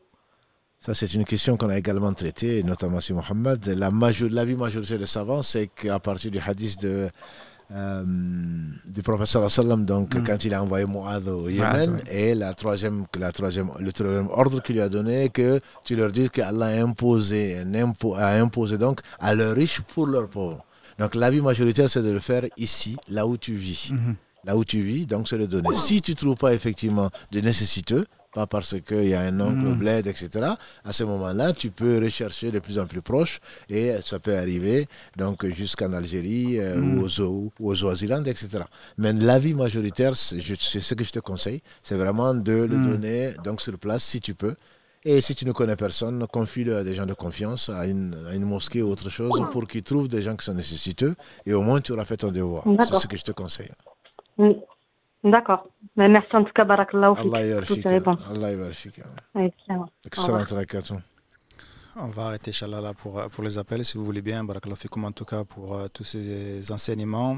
Il y a effectivement pas mal de questions qui reviennent sur des sujets qu'on a déjà traités, que ce soit, bon, là, c'était la zakat, sur le mariage, sur le divorce, sur aussi le crédit. Une nouvelle fois, je vous invite à aller visiter notre chaîne YouTube pour retrouver toutes ces séries qu'on a déjà traitées. Et peut-être on les retraitera prochainement, mais prochainement, quand je dis prochainement, peut-être les années à venir, Inch'Allah. Barakallahu fikum en tout cas d'avoir été encore nombreux ce soir à nous suivre. Cheikh Mohamed, je vous laisse comme d'habitude le dernier mot, Inch'Allah. Barakallahu fik, Mohamed. Jazakallahu khairan, Cheikh, de tes apports. Qu'Allah subhanahu wa ta'ala te récompense par le meilleur et te facilite. J'espère, demandant à Allah subhanahu wa ta'ala qu'il accepte de nous, alhamdoulilah, tous nos œuvres, et en particulier cette série de live qu'on a voulu consacrer à la sunna du prophète bien-aimé, celui qu'on doit aimer plus que nos propres pères, nos propres parents, nos propres enfants. Qu'Allah subhanahu wa ta'ala en fasse une preuve pour nous le jour du jugement dernier, et que ce soit une preuve d'amour pour le prophète alayhi salatu wassalam. Et comme tu as si bien dit tout à l'heure et cité le hadith du prophète alayhi salatu wassalam, on espère qu'Allah subhanahu wa ta'ala nous fasse rentrer au paradis, nous fasse accompagner de celui qu'on aime, c'est le prophète alayhi salatu wassalam. Et barakallahu fikum de votre attention, et alhamdoulilah, effectivement cette série de live était un moment pour accorder à la sunna du prophète alayhi salatu wassalam. C'est un sujet qu'on appellerait technique, et j'appellerais pas technique parce qu'on n'est pas vraiment rentré beaucoup dans la technique, surtout des généralités. Mais c'est important de temps en temps, alhamdoulilah, s'intéresser à d'autres choses, à être un peu plus curieux que des sujets habituels qu'on voit et qu'on revoit effectivement sur les réseaux sociaux. C'est d'un petit peu apporter de la diversité sans pour autant être ce qu'on appellerait de la technicité tout le temps, alhamdoulilah, mais on va pas faire ça tous les jours, on va pas faire ça par exemple toutes les semaines, mais de temps en temps, alhamdoulilah, sortir, amener un autre angle, un autre point de vue, une autre façon de voir notre religion, et de rapprocher en tout cas la science religieuse au commun, effectivement, à nous tous et aux frères et aux sœurs qui nous suivent, qu'Allah subhanahu wa ta'ala nous fasse profiter de la science bénéfique et qui nous accorde de la sincérité dans les paroles et dans les actes. Et je laisse la parole, barakallahu fi à Cheikh, qu'Allah le récompense par le meilleur. Barakallahu fik, Mohamed Adda et Karim, et à tous les auditeurs et toutes les auditrices surtout qui nous font confiance. Moi, comme je dis, ça n'a pas de prix. Et donc Allah nous en fasse profiter et que ce soit un témoin pour nous. Et je pense que cette série, comme tu l'as précisé, c'est le dernier épisode, c'est ce que Allah a décrété, c'est le dernier épisode, Inch'Allah. Mais je pense que c'est qu'il faut vraiment voir au travers de ça, c'est cette perfection de la religion d'Allah. Et donc la religion, ce n'est pas que de l'administratif, ce n'est pas que, il n'y a pas de hasard. Allah a recruté qui il a voulu sur les meilleurs d'entre nous, les meilleurs de la génération. Les meilleurs de nos générations, c'est les meilleurs des générations, j'ai lu hier, pas plus tard qu'hier, c'est les meilleurs des hommes après les prophètes. Le prophète a dit dans un hadith qui a été authentifié, mes compagnons sont les meilleurs après les prophètes. Donc Allah ait choisi les meilleurs pour transmettre sa religion, il n'en a pas besoin bien sûr. Et donc ça, je pense qu'il faut vraiment les aimer. Il faut les aimer, il faut prier pour eux, qui aiment prient pour eux, parce que sans eux, bien sûr, Allah n'a besoin de rien, mais sans eux, on ne serait pas là aujourd'hui. Il faut prier pour nos savants, ne pas rentrer dans les polémiques, et il faut apprendre sa religion. Et ils ont appris leur religion, et je demande à Allah subhanahu wa ta'ala de leur accorder le peu de temps qui nous reste avant la fin du monde, entre guillemets, donc un séjour merveilleux. Ils ont profité de leur temps, il faut que chacun d'entre nous aussi profite de son temps, et qu'Allah nous le compte donc comme une œuvre qui nous rapprochera de lui, et qui nous fasse aimer les gens qu'il aime, et qui nous fasse aimer les œuvres qui rapprochent donc de son amour. Amen. Et en remerciant encore une fois donc, toutes les sœurs et tous les frères, et l'équipe qu'on appelle technique, mais en fait qui est le cœur donc, de ce live-là, avec laquelle nous passons un excellent moment. Barakallahu fik, jazakallahu khairan. Juste une petite parenthèse. Karim, alhamdoulilah, il m'avait envoyé un petit message. Effectivement, certains frères et certaines sœurs, qu'Allah les réforme, surtout peut-être un frère qui critique les savants. Je dis qu'effectivement, c'est au travers de ces cours, alhamdoulilah, plus on est savant, plus que tu as dit, barakallahu fik, plus on étudie la science, plus on est bienveillant vis-à-vis des autres et bienveillant vis-à-vis des savants. Parce qu'effectivement, voir toujours le verre à moitié vide, ce n'est pas le bon comportement. Il faut voir qu'est-ce qu'ils ont apporté, ces savants, et pas être toujours dans la critique. Et malheureusement, ce syndrome de la feuille blanche, effectivement, tu vois toute la feuille blanche et tu ne vois que le petit point noir au milieu, alors que la feuille elle est blanche à 99%. Du coup, il ne faut pas être de cette catégorie-là. Et surtout, les honorer, ces savants qu'Allah subhanahu wa ta'ala a honorés par la science, les respecter, leur faire des du'a et invoquer Allah subhanahu wa ta'ala pour eux, qu'il les récompense par le meilleur pour ce qu'ils nous ont apporté, même si peut-être ils se sont trompés, et qui ne se trompe pas. Sur cette terre, on est tous des humains, on n'est pas infaillibles, tout le monde est faillible. Qui ne se trompe pas, et tout le monde effectivement a peut-être des erreurs, alhamdoulilah, enfin des erreurs qui ont peut-être entaché, grave ou pas, effectivement, mais ça ne nous empêche pas, en tant que musulmans, en tant que frères, de les aimer et à minima invoquer Allah subhanahu wa ta'ala, qu'Allah leur pardonne leurs péchés et qu'il les réforme et qu'il les facilite. Ça, c'est la bonne attitude à avoir, et non pas les critiquer sous parfois les raisons que certains avancent. Effectivement, le jarh wa ta'dil, il faut faire attention, il faut répliquer, il faut ceci, cela, il faut montrer le vrai visage des personnes. Ce n'est pas comme ça. Ce n'est pas comme ça qu'on aborde les choses vis-à-vis de personnes parfois qui ont sacrifié toute leur vie pour la science, qu'ils ont sacrifié toute leur vie pour Allah subhanahu wa ta'ala, qui connaissent beaucoup plus que ce que tu connais, effectivement, qui ont débuté la science depuis leur jeune âge et qui continuent à demander à étudier la science à côté de quelqu'un qui va venir se permettre de les critiquer, alors qu'effectivement il ne connaît même pas juste Amma parfois.